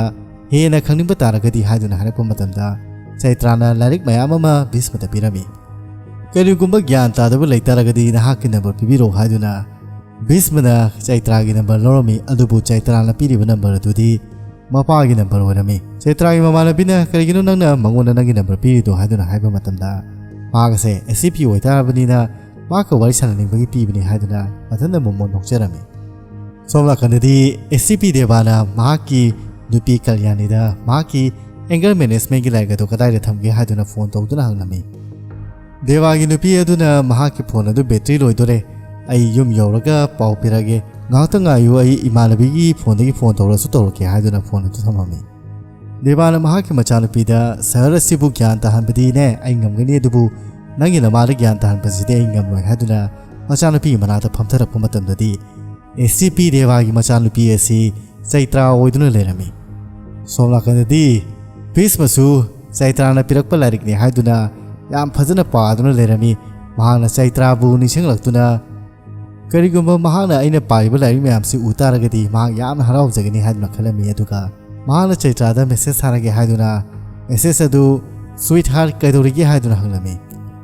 ꯃꯄꯥꯒꯤ ꯐꯣꯟꯗ ꯃꯦꯁꯦꯖ ꯂꯥꯛꯄ ꯑꯗꯨ ꯎꯕꯗꯒꯤ ꯅꯝꯕꯔ ꯑꯁꯤ ꯀꯅꯥꯒꯤ ꯅꯝꯕꯔꯅꯣ ꯍꯥꯏꯗꯨꯅ ꯃꯍꯥꯛꯅ ꯃꯍꯥꯛꯀꯤ ꯐꯣꯟꯗ ꯅꯝꯕꯔ ꯑꯗꯨ ꯍꯥꯞꯆꯤꯜꯂꯗꯨꯅ ꯇ꯭ꯔꯨ ꯀꯣꯂꯔꯗ ꯌꯦꯡꯕ ꯃꯇꯝꯗꯗꯤ ꯚꯤꯁꯃ ꯑꯣꯏꯔꯝꯃꯤ ꯚꯤꯁꯃ ꯑꯣꯏꯔꯕꯗꯒꯤꯗꯤ ꯃꯍꯥꯛ ꯃꯣꯃꯣꯟ ꯅꯣꯛꯆꯔꯛꯈꯤ ꯃꯆꯥꯅꯨꯄꯤ ꯑꯗꯨꯅ ꯕꯕꯥ ꯏꯃꯥꯅ ꯅꯉꯣꯟꯗ ꯃꯦꯁꯦꯖ ꯊꯥꯔꯛꯄ ꯃꯥꯜꯂꯦ ꯍꯥꯏꯗꯨꯅ ꯍꯥꯏꯔꯛꯈꯤ ꯃꯗꯨꯗ ꯃꯄꯥ ꯑꯗꯨꯅ ꯌꯥꯝ ꯐꯩꯅꯦ ꯃꯤꯅꯤꯠ 2ꯗ ꯉꯥꯏꯔꯤ ꯃꯦꯁꯦꯖ ꯊꯥꯔꯛꯑꯕ ꯍꯥꯏꯗꯨꯅ ꯃꯍꯥꯛꯅ ꯐꯣꯟ ꯇꯧꯒꯦ ꯇꯧꯕ ꯃꯇꯝꯗ ꯃꯆꯥꯅꯨꯄꯤ ꯑꯗꯨꯅ ꯅꯪꯁꯦ ꯒ꯭ꯌꯥꯟ ꯇꯥꯃꯟꯗꯦ ꯃꯃꯥꯅ ꯃꯦꯁꯦꯖ ꯊꯥꯔꯛꯑꯒ ꯅꯉꯣꯟꯗ ꯔꯣꯃꯥꯟꯁ ꯇꯧꯔꯛꯑꯒꯗꯤ ꯅꯪꯁꯨ ꯃꯦꯁꯦꯖ ꯑꯣꯏꯅ ꯍꯟꯒꯗꯕꯅꯤ ꯍꯥꯏꯗꯨꯅ ꯃꯄꯥꯒ ꯚꯤꯁꯃꯒ ꯃꯦꯁꯦꯖ ꯊꯥꯅꯍꯜꯂꯝꯃꯤ ꯆꯩꯇ꯭ꯔꯥꯒꯤ ꯃꯄꯥꯅ I love you baby ꯍꯥꯏꯗꯨꯅ ꯃꯦꯁꯦꯖ ꯊꯥꯕ ꯃꯇꯝꯗ ꯚꯤꯁꯃꯗ ꯐꯪꯕꯗꯒꯤ ꯚꯤꯁꯃꯗꯨ ꯈꯪꯄ꯭ꯔꯦꯛ ꯈꯪꯂꯗꯨꯅ ꯚꯤꯗꯤꯑꯣ ꯀꯣꯂꯤꯡ ꯇꯧꯒꯦ ꯍꯥꯏꯗꯨꯅ ꯚꯤꯗꯤꯑꯣ ꯀꯣꯂꯤꯡ ꯇꯧꯔꯝꯃꯤ ꯚꯤꯗꯤꯑꯣ ꯀꯣꯂꯤꯡ ꯇꯧꯕꯗ ꯐꯣꯟ ꯑꯗꯨ SCP ꯗꯦꯕꯥꯅ ꯄꯥꯏꯈꯠꯂꯛꯄꯗꯒꯤꯗꯤ ꯚꯤꯁꯃ ꯈꯪꯄ꯭ꯔꯦꯛ ꯈꯪꯂꯝꯃꯤ ꯑꯗꯨꯒ ꯃꯍꯥꯛꯅ ꯁꯥꯔ ꯅꯪ ꯏꯔꯨꯖꯔꯕ꯭ꯔꯥ ꯍꯥꯏꯗꯨꯅ ꯍꯪꯂꯝꯃꯤ ꯑꯩ ꯏꯔꯨꯖꯕꯒꯤ ꯃꯇꯥꯡꯗ ꯅꯪꯅ ꯍꯪꯉꯤꯗꯨ ꯀꯩꯅꯣ ꯑꯩꯒꯤ ꯅꯪꯒꯟ ꯁꯤꯟꯗꯨꯔꯥ ꯇꯛꯄꯤꯒꯦꯔꯥ ꯍꯥꯏꯗꯨꯅ ꯍꯥꯏꯔꯛꯈꯤ ꯃꯆꯥꯅꯨꯄꯤꯅꯗꯤ ꯃꯑꯣꯡ ꯑꯗꯨ ꯎꯕ ꯃꯇꯝꯗ ꯃꯊꯟꯇ ꯅꯣꯛꯆꯔꯝꯃꯤ ꯗꯦꯕꯥꯅ ꯍꯥꯏꯔꯛꯏ ꯀꯔꯤꯒꯤꯅꯣ ꯅꯪꯅ ꯑꯩꯒꯤ ꯅꯨꯄꯤꯒꯤ ꯇꯥꯏꯞꯇ ꯃꯦꯁꯦꯖ ꯊꯥꯔꯛꯏꯗꯨꯅ ꯃꯗꯨ ꯚꯤꯁꯃꯅ ꯍꯥꯏꯔꯛꯏ ꯉꯁꯤ ꯀ꯭ꯂꯥꯁ ꯃꯤꯁ ꯇꯧꯕꯗꯣ ꯃꯗꯨꯗ ꯑꯩ ꯌꯥꯝ ꯅꯨꯡꯉꯥꯏꯈꯤꯗꯦ ꯑꯗꯨꯗꯨꯅꯅꯤ ꯅꯪꯅ ꯀ꯭ꯂꯥꯁ ꯃꯤꯁ ꯇꯧꯗꯨꯅ ꯑꯩꯕꯨ ꯎꯕ ꯐꯪꯗꯕꯁꯦ ꯅꯨꯡꯉꯥꯏꯇꯦ ꯍꯥꯏꯗꯨꯅ ꯈꯜꯂꯤꯕ꯭ꯔꯥ ꯑꯗꯨꯒꯤꯔ ꯅꯪꯅ ꯑꯩꯉꯣꯟꯗ ꯚꯤꯗꯤꯑꯣ ꯀꯣꯂꯤꯡ ꯇꯧꯔꯛꯂꯤꯕꯁꯦ ꯍꯥꯏꯗꯨꯅ ꯍꯪꯂꯝꯃꯤ ꯑꯗꯨꯒ ꯃꯁꯤꯒꯤ ꯚꯤꯗꯤꯑꯣ ꯀꯣꯂꯤꯡ ꯑꯁꯤꯅ ꯇꯨꯀꯨꯠꯆꯕꯅ ꯂꯣꯏꯔꯦ ꯐꯣꯟꯗꯣ ꯀꯛꯊꯠꯂꯨ ꯍꯥꯏꯗꯨꯅ ꯊꯝꯃꯝꯃꯤ ꯅꯣꯡꯉꯥꯜꯂꯛꯄ ꯃꯇꯝꯗꯗꯤ ꯚꯤꯁꯃꯅ SCPꯒꯤ ꯃꯌꯨꯝꯗ ꯂꯥꯛꯄ ꯃꯇꯝꯗꯗꯤ ꯆꯩꯇ꯭ꯔꯥ ꯑꯗꯨ ꯃꯐꯝ ꯑꯗꯨꯗ ꯏꯁꯤꯡ ꯆꯥꯏꯗꯨꯅ ꯂꯩꯕ ꯑꯗꯨ ꯊꯦꯡꯅꯔꯝꯃꯤ ꯆꯩꯇ꯭ꯔꯥꯅ ꯚꯤꯁꯃꯕꯨ SCP ꯁꯥꯔ ꯍꯥꯏꯗꯨꯅ ꯀꯧꯔꯗꯨꯅ ꯀꯣꯏꯇꯥꯟ ꯇꯥꯟꯅꯔꯝꯃꯤ ꯚꯤꯁꯃꯁꯨ ꯈꯪꯄ꯭ꯔꯦꯛ ꯈꯪꯗꯨꯅ ꯀꯣꯏꯆꯦꯟ ꯆꯦꯟꯖꯔꯝꯃꯤ ꯆꯩꯇ꯭ꯔꯥꯅ ꯚꯤꯁꯃꯗ ꯀꯔꯦꯝꯅꯔꯗꯨꯅ ꯃꯐꯝ ꯑꯁꯤꯗ ꯑꯩꯕꯨ ꯐꯥꯕ ꯂꯥꯛꯄꯤꯔꯤꯕ꯭ꯔꯥ ꯍꯥꯏꯗꯨꯅ ꯍꯪꯂꯝꯃꯤ ꯑꯩꯕꯨ ꯉꯥꯛꯄꯤꯌꯨ ꯀꯥꯅꯁꯨ ꯍꯥꯏꯔꯝꯃꯤ ꯚꯤꯁꯃꯅ ꯍꯥꯏꯔꯛꯏ ꯑꯩꯁꯦ ꯀꯌꯥꯗꯤ ꯗꯥꯎ ꯌꯥꯗꯕ ꯅꯨꯄꯥꯅꯣ ꯍꯥꯏꯕꯁꯦ ꯀꯔꯝꯅꯕꯨ ꯅꯉꯣꯟꯗ ꯍꯥꯏꯗꯣꯔꯤꯕꯅꯣ ꯌꯦꯡꯉꯨ ꯑꯩꯅ SCP ꯁꯥꯗꯨꯅ SCPꯒꯤ ꯃꯆꯥꯅꯨꯄꯤꯕꯨ ꯀꯣꯏꯅꯕ ꯍꯣꯠꯅꯔꯝꯃꯤꯕꯅꯤꯗꯣ ꯆꯩꯇ꯭ꯔꯥꯅ ꯚꯤꯁꯃꯗ ꯅꯪꯅ ꯑꯩꯉꯣꯟꯗ ꯅꯪꯒꯤ ꯄꯥꯟ ꯀꯥꯔꯗ ꯎꯠꯂꯒ ꯑꯩꯁꯦ SCPꯅꯤꯅ ꯍꯥꯏꯔꯤꯕꯅꯤꯗꯣ ꯆꯩꯇ꯭ꯔꯥꯅ ꯍꯥꯏꯔꯛꯏ ꯆꯪꯉꯣ ꯌꯥꯔꯦ ꯃꯗꯨꯗ ꯚꯤꯁꯃꯅ ꯀꯗꯥꯏꯗꯅꯣ ꯍꯥꯏꯗꯨꯅ ꯍꯥꯏꯔꯛꯄ ꯃꯇꯝꯗ ꯑꯩꯅ ꯇꯥꯕꯗ ꯅꯪꯅ ꯉꯔꯥꯡ ꯑꯩꯈꯣꯏ ꯕꯕꯥꯗ ꯄ꯭ꯔꯄꯣꯁ ꯇꯧꯋꯦꯅ ꯇꯥꯏꯗ ꯑꯩꯈꯣꯏ ꯕꯕꯥꯗꯣ ꯅꯪ ꯉꯥꯏꯍꯧꯕꯅꯤ ꯍꯥꯏꯗꯨꯅ ꯍꯥꯏꯔꯝꯃꯤ ꯑꯩꯈꯣꯏ ꯕꯕꯥꯗꯣ ꯑꯩꯈꯣই ꯃꯃꯥꯒ ꯈꯥꯏꯅꯔꯒ ꯅꯪꯒ ꯂꯨꯍꯣꯡꯒꯅꯤꯅ ꯍꯥꯏꯍꯧꯕꯅꯤ ꯍꯥꯏꯗꯨꯅ ꯍꯥꯏꯔꯝꯃꯤ ꯃꯗꯨꯗ ꯚꯤꯁꯃꯅ ꯑꯩꯅꯗꯤ ꯃꯗꯨꯒꯤ ꯅꯝꯕꯔꯗꯣ ꯅꯪꯒꯤ ꯅꯝꯕꯔꯅꯤ ꯈꯜꯂꯨꯕꯅꯤ ꯅꯪꯅ ꯃꯉꯣꯟꯗ ꯋꯥ ꯄꯨꯝꯅꯃꯛ ꯂꯣꯏꯅ ꯍꯥꯏꯗꯣꯛꯈ꯭ꯔꯕ꯭ꯔꯥ ꯍꯥꯏꯗꯨꯅ ꯚꯤꯁꯃꯅ ꯄꯥꯈꯠꯅ ꯃꯉꯣꯟꯗ ꯍꯪꯉꯝꯃꯤ ꯃꯗꯨꯗ ꯆꯩꯇ꯭ꯔꯥꯅ ꯃꯉꯣꯟꯗ ꯂꯛꯅꯕꯣꯏ ꯂꯥꯛꯄꯣꯏ ꯄꯄꯥ ꯍꯥꯏꯗꯨꯅ ꯀꯧꯁꯟꯅꯔꯝꯃꯤ SCPꯒꯤ ꯃꯍꯥꯛꯀꯤ ꯁ꯭ꯇꯥꯐ ꯑꯃꯅ ꯗꯤꯇꯦꯜꯁ ꯃꯌꯥꯝ ꯑꯗꯨ ꯑꯩ ꯋꯥꯆꯦꯞꯇ ꯊꯥꯔꯛꯀꯦ ꯍꯥꯏꯗꯨꯅ ꯍꯥꯏꯔꯛꯈꯤ ꯑꯩꯅ ꯉꯔꯥꯡ ꯋꯥꯆꯦꯞ ꯑꯗꯨꯗꯤ ꯑꯟꯁꯇꯣꯜ ꯇꯧꯈ꯭ꯔꯦ ꯁ꯭ꯄꯦꯝ ꯑꯣꯏꯔꯕ ꯚꯤꯗꯤꯑꯣ ꯀꯣꯜ ꯀꯌꯥ ꯇꯧꯔꯛꯄꯒꯤꯗꯃꯛꯇ ꯑꯩꯅ ꯃꯗꯨ ꯑꯟꯁꯇꯣꯜ ꯇꯧꯈ꯭ꯔꯦ ꯇꯦꯛꯁ ꯃꯦꯁꯦꯖ ꯑꯣꯏꯅ ꯊꯥꯔꯛꯎ ꯍꯥꯏꯗꯨꯅ ꯅꯨꯄꯥꯗꯨꯕꯨ ꯊꯥꯈꯤ ꯇꯟꯖꯥ ꯑꯗꯨꯗ ꯚꯤꯁꯃ ꯂꯥꯛꯂꯝꯃꯤ ꯑꯗꯨꯒ ꯒꯨꯗ ꯃꯣꯔꯅꯤꯡ ꯍꯥꯏꯗꯨꯅ ꯍꯥꯏꯔꯛꯈꯤ SCP ꯑꯗꯨꯅ ꯅꯪ ꯌꯥꯝ ꯇꯟꯅ ꯎꯏ ꯀꯩꯒꯤꯅꯣ ꯍꯥꯏꯗꯨꯅ ꯍꯥꯏꯔꯛꯈꯤ ꯚꯤꯗꯤꯑꯣ ꯀꯣꯜꯗ ꯈꯛꯇ ꯑꯦꯛꯇꯤꯚ ꯑꯣꯏꯕ꯭ꯔꯥ ꯍꯥꯏꯗꯨꯅ ꯍꯥꯏꯔꯛꯄ ꯃꯇꯝꯗ ꯆꯩꯇ꯭ꯔꯥꯗꯤ ꯃꯊꯟꯇ ꯃꯨꯛ ꯅꯣꯛꯆꯔꯝꯃꯤ SCPꯅ ꯍꯥꯏꯔꯛꯏ ꯅꯪꯁꯦ ꯑꯩꯒꯤ ꯃꯈꯥꯗ ꯊꯥ ꯑꯃ ꯇ꯭ꯔꯦꯟ ꯇꯧꯕ ꯄꯥꯝꯕꯅꯤ ꯑꯗꯨꯕꯨ ꯌꯥꯔꯦ ꯅꯪ ꯆꯠꯈꯤꯕ ꯌꯥꯔꯅꯤ ꯃꯗꯨꯗ ꯚꯤꯁꯃꯅ ꯑꯩ ꯆꯠꯄ ꯉꯝꯃꯣꯏ ꯑꯩ ꯁꯥꯒꯤ ꯃꯅꯥꯛꯇ ꯂꯩꯖꯅꯤꯡꯉꯤ ꯁꯥꯅ ꯇꯥꯛꯄꯗꯣ ꯑꯩꯉꯣꯟꯗ ꯌꯥꯝꯅ ꯀꯥꯟꯅꯩ ꯍꯥꯏꯗꯨꯅ ꯍꯥꯏꯔꯛꯈꯤ ꯃꯍꯥꯛꯅ ꯃꯁꯤ ꯍꯥꯏꯕꯒꯤ ꯃꯔꯝꯗꯤ ꯃꯍꯥꯛꯅ ꯆꯩꯇ꯭ꯔꯥꯒꯤ ꯃꯅꯥꯛꯇ ꯂꯩꯅꯤꯡꯕꯒꯤꯗꯃꯛꯇꯅꯤ SCPꯅ ꯍꯥꯏꯔꯛꯏ ꯅꯪꯅ ꯁꯛꯈꯪꯗꯕ ꯃꯤ ꯈꯔꯕꯨ ꯂꯤꯞ ꯄꯤꯗꯨꯅ ꯃꯈꯣꯏꯒꯤ ꯃꯇꯦꯡ ꯄꯥꯡꯉꯦ ꯍꯥꯏꯗꯨꯅ ꯇꯥꯏ ꯃꯔꯝ ꯑꯗꯨꯅ ꯅꯪꯒꯤ ꯀꯦꯔꯦꯛꯇꯔ ꯑꯁꯦ ꯐꯔꯕꯅꯤꯅ ꯅꯪꯕꯨ ꯑꯩꯅ ꯐꯥꯖꯤꯟꯗꯨꯅ ꯊꯝꯕ ꯄꯥꯝꯗ꯭ꯔꯦ ꯑꯗꯨꯒ ꯊꯕꯛ ꯑꯃ ꯊꯤꯔꯨꯔꯣ ꯍꯥꯏꯗꯨꯅ ꯍꯥꯏꯔꯛꯈꯤ ꯚꯤꯁꯃꯅ ꯍꯥꯏꯔꯛꯏ ꯑꯩ ꯍꯧꯖꯤꯛ ꯐꯥꯎꯕ ꯍꯣꯡꯗ꯭ꯔꯤ ꯑꯩꯁꯦ ꯅꯦꯒꯦꯇꯤꯚ ꯊꯣꯠ ꯀꯌꯥꯁꯨ ꯂꯥꯛꯏ ꯑꯗꯨꯒ ꯑꯩꯁꯦ ꯁꯃꯥꯖ ꯑꯁꯤꯗ ꯂꯩꯕ ꯃꯇꯝꯗ ꯈꯔ ꯋꯥꯅ ꯊꯣꯛꯀꯅꯤ ꯍꯥꯏꯗꯨꯅ ꯍꯥꯏꯔꯛꯈꯤ ꯋꯥꯍꯩ ꯑꯗꯨ ꯇꯥꯕ ꯃꯇꯝꯗ ꯆꯩꯇ꯭ꯔꯥꯗꯤ ꯌꯥꯝꯅ ꯉꯛꯇꯨꯅ ꯌꯦꯡꯖꯔꯝꯃꯤ ꯑꯩꯕꯨ ꯑꯗꯣꯝꯒꯤ ꯃꯈꯥꯗ ꯊꯝꯗꯨꯅ ꯇꯝꯕꯤꯌꯨ ꯍꯥꯏꯗꯨꯅ ꯍꯥꯏꯔꯛꯈꯤ ꯃꯗꯨꯗ SCPꯗꯨꯅ ꯍꯥꯏꯔꯛꯈꯤ ꯑꯩꯉꯣꯟꯗ ꯅꯨꯡꯁꯤꯕꯤꯕ ꯃꯤ ꯀꯌꯥ ꯃꯔꯨꯝꯁꯨ ꯊꯦꯡꯅꯩ ꯑꯩ ꯎꯕꯗ ꯆꯦꯟꯕ ꯃꯤ ꯀꯌꯥ ꯃꯔꯨꯝꯁꯨ ꯊꯦꯡꯅꯩ ꯑꯗꯨꯒ ꯑꯩꯒꯤ ꯄꯨꯟꯁꯤꯗ ꯏꯍꯥꯟ ꯍꯥꯟꯅ ꯑꯩꯉꯣꯟꯗꯒꯤ ꯀꯔꯤꯒꯨꯝꯕ ꯈꯔ ꯇꯝꯕ ꯄꯥꯝꯕ ꯃꯤ ꯑꯃꯒ ꯊꯦꯡꯅꯕ ꯍꯥꯏꯕꯁꯤ ꯌꯥꯝꯅ ꯐꯩ ꯍꯥꯏꯗꯨꯅ ꯍꯔꯥꯎꯖꯔꯝꯃꯤ ꯅꯪ ꯃꯐꯝ ꯑꯁꯤꯗ ꯅꯪꯅ ꯂꯩꯅꯤꯡꯉꯤ ꯐꯥꯎ ꯂꯩꯌꯨ ꯍꯥꯏꯗꯨꯅ ꯃꯐꯝ ꯑꯗꯨꯗꯒꯤ SCPꯗꯨ ꯆꯠꯈꯤ ꯆꯩꯇ꯭ꯔꯥꯅ ꯍꯥꯏꯔꯛꯏ ꯑꯩꯒꯤ ꯕꯕꯥꯁꯦ ꯈꯨꯗꯣꯡꯊꯤꯕ ꯇꯥꯒꯗ꯭ꯔꯥ ꯍꯥꯏꯗꯨꯅ ꯅꯪꯒꯤ ꯑꯐꯕ ꯀꯌꯥ ꯍꯥꯏꯗꯨꯅ ꯑꯩꯈꯣꯏ ꯕꯕꯥꯅ ꯅꯪꯕꯨ ꯊꯥꯗꯣꯛꯅꯕ ꯍꯣꯠꯅꯕꯅꯤ ꯑꯗꯨꯒ ꯅꯪꯅ ꯃꯐꯝ ꯑꯁꯤꯗ ꯂꯩꯒꯅꯤ ꯍꯥꯏꯁꯤꯅ ꯀꯃꯥꯏꯅ ꯇꯧꯔꯤꯕ ꯃꯗꯨꯗ ꯚꯤꯁꯃꯅ ꯍꯥꯏꯔꯛꯏ ꯑꯩꯅ ꯆꯠꯈꯤ ꯇꯥꯔꯒꯗꯤ ꯅꯪꯁꯤ ꯎꯕ ꯐꯪꯖꯔꯔꯣꯏ ꯆꯩꯇ꯭ꯔꯥꯅ ꯍꯥꯏꯔꯛꯏ ꯅꯪꯅ ꯑꯩ ꯌꯦꯡꯅꯤꯡꯉꯤꯕꯁꯤꯅ ꯀꯔꯤꯒꯤ ꯚꯤꯁꯃꯅ ꯆꯩꯇ꯭ꯔꯥꯕꯨ ꯂꯛꯅꯔꯗꯨꯅ ꯅꯄꯥꯅ ꯄꯨꯂꯤꯁ ꯑꯣꯏꯔꯦ ꯃꯆꯥꯅꯨꯄꯤꯅ ꯑꯣꯏꯗꯕ ꯉꯥꯡꯉꯤ ꯑꯩꯅ ꯃꯐꯝ ꯑꯁꯤꯗ ꯂꯩꯅꯤꯡꯉꯤꯕꯒꯤ ꯃꯔꯝ ꯑꯁꯦ ꯅꯪꯁꯨ ꯈꯪꯉꯤꯕ ꯅꯠꯇ꯭ꯔꯥ ꯍꯥꯏꯗꯨꯅ ꯍꯥꯏꯔꯛꯈꯤ ꯃꯗꯨꯗ ꯆꯩꯇ꯭ꯔꯥꯅ ꯑꯩꯈꯣꯏ ꯕꯕꯥꯗ ꯇꯥꯛꯊꯣꯛꯎꯔꯥ ꯍꯥꯏꯗꯨꯅ ꯍꯥꯏꯔꯛꯈꯤ ꯃꯆꯥꯅꯨꯄꯤꯅ ꯃꯄꯥ ꯑꯗꯨ ꯀꯧꯕ ꯃꯇꯝꯗ ꯚꯤꯁꯃꯅ ꯀꯧ ꯍꯥꯏꯗꯨꯅ ꯍꯥꯏꯔꯝꯃꯤ ꯃꯆꯥꯅꯨꯄꯤꯗꯨꯅ ꯃꯄꯥꯗ ꯀꯧꯕ ꯃꯇꯝꯗ ꯃꯄꯥ ꯑꯗꯨꯅ ꯑꯣꯟꯊꯣꯔꯛꯂꯗꯨꯅ ꯃꯍꯥꯛ ꯑꯁꯤ ꯑꯣꯐꯤꯁꯇ ꯊꯤꯟꯕꯤꯌꯨ ꯍꯥꯏꯔꯤꯕꯅꯤ ꯍꯥꯏꯗꯨꯅ ꯈꯜꯂꯗꯨꯅ ꯃꯍꯥꯛꯅ ꯚꯤꯁꯃꯕꯨ ꯃꯍꯥꯛꯀꯤ ꯑꯣꯐꯤꯁꯇ ꯊꯤꯟꯕꯤꯔꯨꯅꯕꯒꯤꯗꯃꯛꯇ ꯍꯥꯏꯔꯝꯃꯤ ꯚꯤꯁꯃꯅ ꯆꯩꯇ꯭ꯔꯥꯕꯨ ꯃꯍꯥꯛꯀꯤ ꯑꯣꯐꯤꯁꯇ ꯊꯤꯜꯂꯛꯂꯕ ꯃꯇꯨꯡꯗ ꯑꯩ ꯆꯠꯄ ꯌꯥꯔꯕ꯭ꯔꯥ ꯍꯥꯏꯗꯨꯅ ꯚꯤꯁꯃꯅ ꯆꯩꯇ꯭ꯔꯥꯗ ꯍꯪꯂꯝꯃꯤ ꯆꯩꯇ꯭ꯔꯥꯅ ꯌꯥꯔꯣꯏ ꯍꯣꯔꯦꯟ ꯅꯨꯡꯊꯤꯟ ꯐꯥꯎꯕ ꯑꯩ ꯍꯟꯗ꯭ꯔꯤ ꯐꯥꯎꯕ ꯉꯥꯏꯒꯗꯕꯅꯤ ꯍꯥꯏꯗꯨꯅ ꯍꯥꯏꯔꯛꯈꯤ ꯃꯁꯤꯗ ꯀꯔꯤ ꯄ꯭ꯔꯣꯕ꯭ꯂꯦꯝ ꯂꯩꯒꯦ ꯍꯥꯏꯗꯨꯅ ꯚꯤꯁꯃꯗ ꯆꯩꯇ꯭ꯔꯥꯅ ꯍꯪꯉꯛꯄ ꯃꯇꯝꯗ ꯚꯤꯁꯃꯅ ꯑꯩꯗꯤ ꯃꯐꯝ ꯑꯁꯤꯗ ꯒꯥꯔꯤ ꯃꯅꯨꯡꯗ ꯇꯨꯝꯃꯒ ꯂꯩꯔꯁꯨ ꯌꯥꯒꯅꯤ ꯍꯥꯏꯗꯨꯅ ꯍꯥꯏꯔꯝꯃꯤ ꯁꯦꯅꯤꯌꯔ ꯚꯤꯁꯃꯅ ꯃꯍꯥꯛꯀꯤ ꯁ꯭ꯇꯥꯐꯁꯤꯡꯒ ꯂꯣꯏꯅꯅ ꯃꯤꯇꯤꯡ ꯑꯃ ꯇꯧꯔꯝꯃꯤ ꯃꯤꯇꯤꯡ ꯑꯗꯨ ꯇꯧꯕ ꯃꯇꯝꯗ ꯃꯈꯣꯏꯒꯤ ꯁ꯭ꯇꯥꯐ ꯑꯃꯅ ꯃꯈꯣꯏꯒꯤ ꯄ꯭ꯔꯗꯛꯁꯤꯡ ꯑꯁꯤ ꯃꯄꯥꯟꯗ ꯑꯦꯛꯁꯄꯣꯔꯠ ꯇꯧꯁꯤ ꯍꯥꯏꯗꯨꯅ ꯍꯥꯏꯔꯝꯃꯤ ꯃꯄꯥꯟꯗ ꯑꯦꯛꯁꯄꯣꯔꯠ ꯇꯧ ꯇꯥꯔꯒꯗꯤ ꯃꯈꯣꯏꯗ ꯀꯥꯟꯅꯕꯁꯨ ꯃꯌꯥꯝ ꯐꯪꯒꯅꯤ ꯍꯥꯏꯗꯨꯅ ꯍꯥꯏꯔꯛꯈꯤ ꯃꯗꯨꯗ ꯁꯦꯅꯤꯌꯔ ꯚꯤꯁꯃꯅ ꯍꯥꯏꯔꯛꯏ ꯆꯩꯇ꯭ꯔꯥ ꯃꯁꯤꯒꯤ ꯋꯥꯈꯜꯂꯣꯟ ꯑꯁꯤꯗ ꯅꯪꯒꯤ ꯃꯣꯠ ꯀꯔꯤ ꯂꯩ ꯃꯗꯨꯗ ꯆꯩꯇ꯭ꯔꯥꯅ ꯍꯥꯏꯔꯛꯏ ꯑꯦꯛꯁꯄꯣꯔꯠ ꯇꯧꯕ ꯃꯇꯝꯗ ꯑꯩꯈꯣꯏꯗ ꯀꯥꯟꯅꯕꯗꯤ ꯃꯌꯥꯝ ꯂꯥꯛꯀꯅꯤ ꯑꯗꯨꯕꯨ ꯑꯩꯈꯣꯏꯅ ꯇꯧꯔꯤꯕ ꯄꯥꯟꯗꯝ ꯑꯁꯤꯗꯤ ꯑꯩꯈꯣꯏ ꯂꯝ ꯑꯁꯤꯒꯤ ꯂꯧꯎ ꯁꯤꯡꯎ ꯇꯧꯖꯔꯤꯕ ꯃꯤꯁꯤꯡꯗ ꯀꯥꯟꯅꯕ ꯄꯤꯕꯅꯤ ꯃꯈꯣꯏꯒꯤ ꯀꯥꯟꯅꯕ ꯑꯁꯦ ꯑꯦꯛꯁꯄꯣꯔꯠ ꯇꯧꯈꯤ ꯇꯥꯔꯒꯗꯤ ꯃꯃꯜꯁꯨ ꯍꯥꯏꯒꯠꯂꯛꯀꯅꯤ ꯑꯗꯨꯒ ꯃꯈꯣꯏꯗ ꯑꯩꯈꯣꯏꯒꯤ ꯄꯣꯠꯁꯤꯡ ꯑꯁꯦ ꯐꯪꯕꯒꯤ ꯆꯥꯡꯁꯨ ꯍꯟꯊꯔꯛꯀꯅꯤ ꯁꯦꯅꯤꯌꯔ ꯚꯤꯁꯃꯅ ꯆꯩꯇ꯭ꯔꯥꯅ ꯍꯥꯏꯕ ꯋꯥꯐꯝ ꯑꯗꯨ ꯌꯥꯔꯝꯃꯤ ꯇꯟꯖꯥ ꯑꯗꯨꯗ ꯃꯈꯣꯏꯒꯤ ꯁ꯭ꯇꯥꯐ ꯑꯃꯅ ꯁꯥꯔꯅ ꯍꯥꯏꯔꯤꯕ ꯋꯥꯐꯝ ꯑꯗꯨ ꯑꯩꯁꯨ ꯌꯥꯅꯤꯡꯉꯤ ꯍꯥꯏꯗꯨꯅ ꯍꯥꯏꯔꯛꯈꯤ ꯋꯥꯐꯝ ꯑꯗꯨ ꯇꯥꯟꯅꯔꯕ ꯂꯣꯏꯔꯕ ꯃꯇꯨꯡꯗ ꯁꯦꯅꯤꯌꯔ ꯚꯤꯁꯃꯅ ꯃꯤꯇꯤꯡ ꯑꯗꯨ ꯂꯣꯏꯔꯕ ꯃꯇꯨꯡꯗ ꯃꯄꯥꯟ ꯊꯣꯛꯈꯤꯕ ꯃꯇꯝꯗ ꯃꯈꯣꯏꯒꯤ ꯁ꯭ꯇꯥꯐ ꯃꯁꯦꯅ ꯑꯩꯈꯣꯏꯅ ꯉꯁꯥꯏꯅ ꯈꯟꯅꯈꯤꯕ ꯋꯥꯐꯝ ꯑꯗꯨ ꯅꯪꯅꯁꯨ ꯌꯥꯗꯦ ꯍꯥꯏꯅ ꯈꯨꯝꯂꯛꯏꯕꯁꯤ ꯀꯔꯤꯒꯤꯅꯣ ꯍꯥꯏꯗꯨꯅ ꯍꯪꯕ ꯃꯇꯝꯗꯗ ꯋꯥꯔꯦꯞ ꯑꯗꯣ ꯑꯩꯈꯣꯏ ꯄꯨꯟꯅ ꯂꯦꯞꯈꯤꯕꯅꯤ ꯑꯗꯨꯕꯨ ꯅꯪꯅ ꯕꯣꯁꯀꯤ ꯃꯃꯥꯡꯗ ꯄ꯭ꯔꯖꯦꯟꯠ ꯇꯧꯕꯗꯗꯤ ꯅꯪꯒꯤ ꯑꯥꯏꯗꯤꯌꯥ ꯑꯣꯏꯅ ꯄ꯭ꯔꯖꯦꯟꯠ ꯇꯧꯕ ꯅꯠꯇ꯭ꯔꯥ ꯍꯥꯏꯗꯨꯅ ꯍꯥꯏꯔꯛꯈꯤ ꯆꯩꯇ꯭ꯔꯥ ꯑꯃꯁꯨꯡ ꯚꯤꯁꯃ ꯌꯨꯝꯗ ꯍꯜꯂꯛꯄ ꯃꯇꯝꯗ ꯚꯤꯁꯃꯁꯨ ꯆꯩꯇ꯭ꯔꯥꯒꯤ ꯃꯇꯨꯡ ꯏꯟꯅ ꯃꯍꯥꯛꯀꯤ ꯀꯥꯗ ꯆꯪꯖꯒꯦ ꯇꯧꯕ ꯃꯇꯝꯗ ꯆꯩꯇ꯭ꯔꯥꯅ ꯚꯤꯁꯃꯒꯤ ꯃꯅꯥꯛꯇꯣꯟꯗ ꯊꯣꯡ ꯑꯗꯨ ꯂꯣꯟꯁꯤꯜꯂꯝꯃꯤ ꯚꯤꯁꯃꯅ ꯍꯥꯏꯗꯣꯛꯇꯨꯅ ꯌꯦꯡꯕ ꯃꯇꯝꯗ SCPꯒꯤ ꯃꯅꯥꯛꯇ ꯋꯤꯁꯀꯤ ꯕꯣꯇꯜ ꯑꯃ ꯂꯩꯕꯗꯨ ꯎꯔꯝꯃꯤ ꯋꯤꯁꯀꯤ ꯕꯣꯇꯜ ꯑꯗꯨ ꯎꯕ ꯃꯇꯝꯗ ꯚꯤꯁꯃꯅ ꯋꯤꯁꯀꯤ ꯑꯗꯨ ꯊꯛꯅꯤꯡꯉꯗꯨꯅ SCPꯒꯤ ꯃꯅꯥꯛꯇ ꯁꯥꯔꯅ ꯀꯧꯕꯤꯕ꯭ꯔꯥ ꯍꯥꯏꯗꯨꯅ ꯆꯪꯂꯝꯃꯤ ꯑꯗꯨꯃꯛꯇꯕꯨ SCPꯅ ꯀꯧꯗꯦ ꯍꯥꯏꯗꯨꯅ ꯍꯥꯏꯔꯝꯃꯤ SCPꯅ ꯅꯪ ꯂꯥꯛꯑꯒꯗꯤ ꯐꯔꯦ ꯕꯣꯇꯜ ꯑꯗꯨ ꯍꯥꯡꯗꯣꯛꯑꯝꯃꯨ ꯍꯥꯏꯗꯨꯅ ꯍꯥꯏꯔꯛꯈꯤ ꯚꯤꯁꯃꯅ ꯕꯣꯇꯜ ꯑꯗꯨ ꯃꯅꯤꯡ ꯑꯗꯨ ꯌꯩꯕ ꯃꯇꯝꯗ ꯃꯈꯨꯝ ꯑꯗꯨ ꯄꯥꯏꯈꯠꯂꯛꯈꯤ ꯃꯗꯨ ꯎꯔꯨꯕ ꯃꯇꯝꯗ SCP ꯑꯗꯨꯅ ꯌꯥꯝꯅ ꯉꯛꯇꯨꯅ ꯌꯦꯡꯂꯝꯃꯤ SCPꯅ ꯅꯪ ꯌꯥꯝꯅ ꯊꯛꯄ ꯃꯥꯜꯂꯤꯗ ꯍꯥꯏꯗꯨꯅ ꯍꯥꯏꯔꯛꯈꯤ ꯃꯗꯨꯗ ꯚꯤꯁꯃꯅ ꯅꯠꯇꯦ ꯊꯛꯇꯦ ꯑꯩ ꯋꯥꯈꯜ ꯅꯨꯡꯉꯥꯏꯇ꯭ꯔꯀꯥꯟꯗ ꯈꯛꯇ ꯊꯛꯄꯅꯤ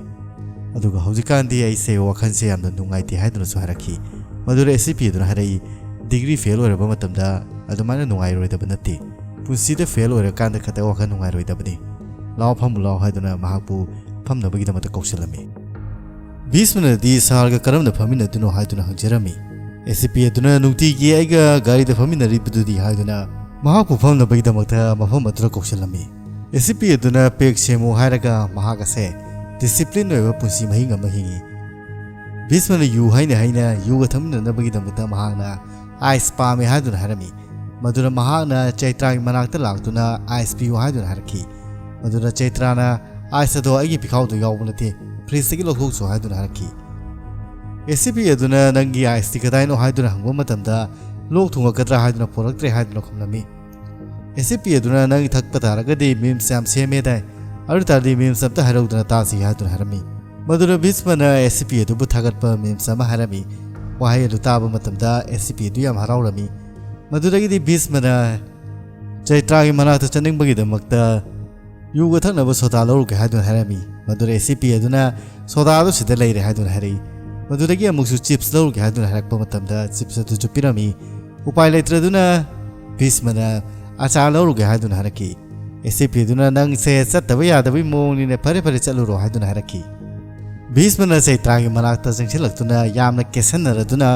ꯅꯪꯒꯤ ꯕꯕꯥꯅ ꯑꯆꯥꯔ ꯄꯤꯌꯣ ꯍꯥꯏꯗꯨꯅ ꯍꯥꯏꯕꯅꯤ ꯍꯥꯏꯗꯨꯅ ꯍꯥꯏꯔꯛꯈꯤ ꯃꯗꯨꯗ ꯆꯩꯇ꯭ꯔꯥꯅ ꯑꯩꯈꯣꯏ ꯕꯕꯥꯅ ꯌꯨ ꯊꯛꯄ ꯃꯇꯝꯗ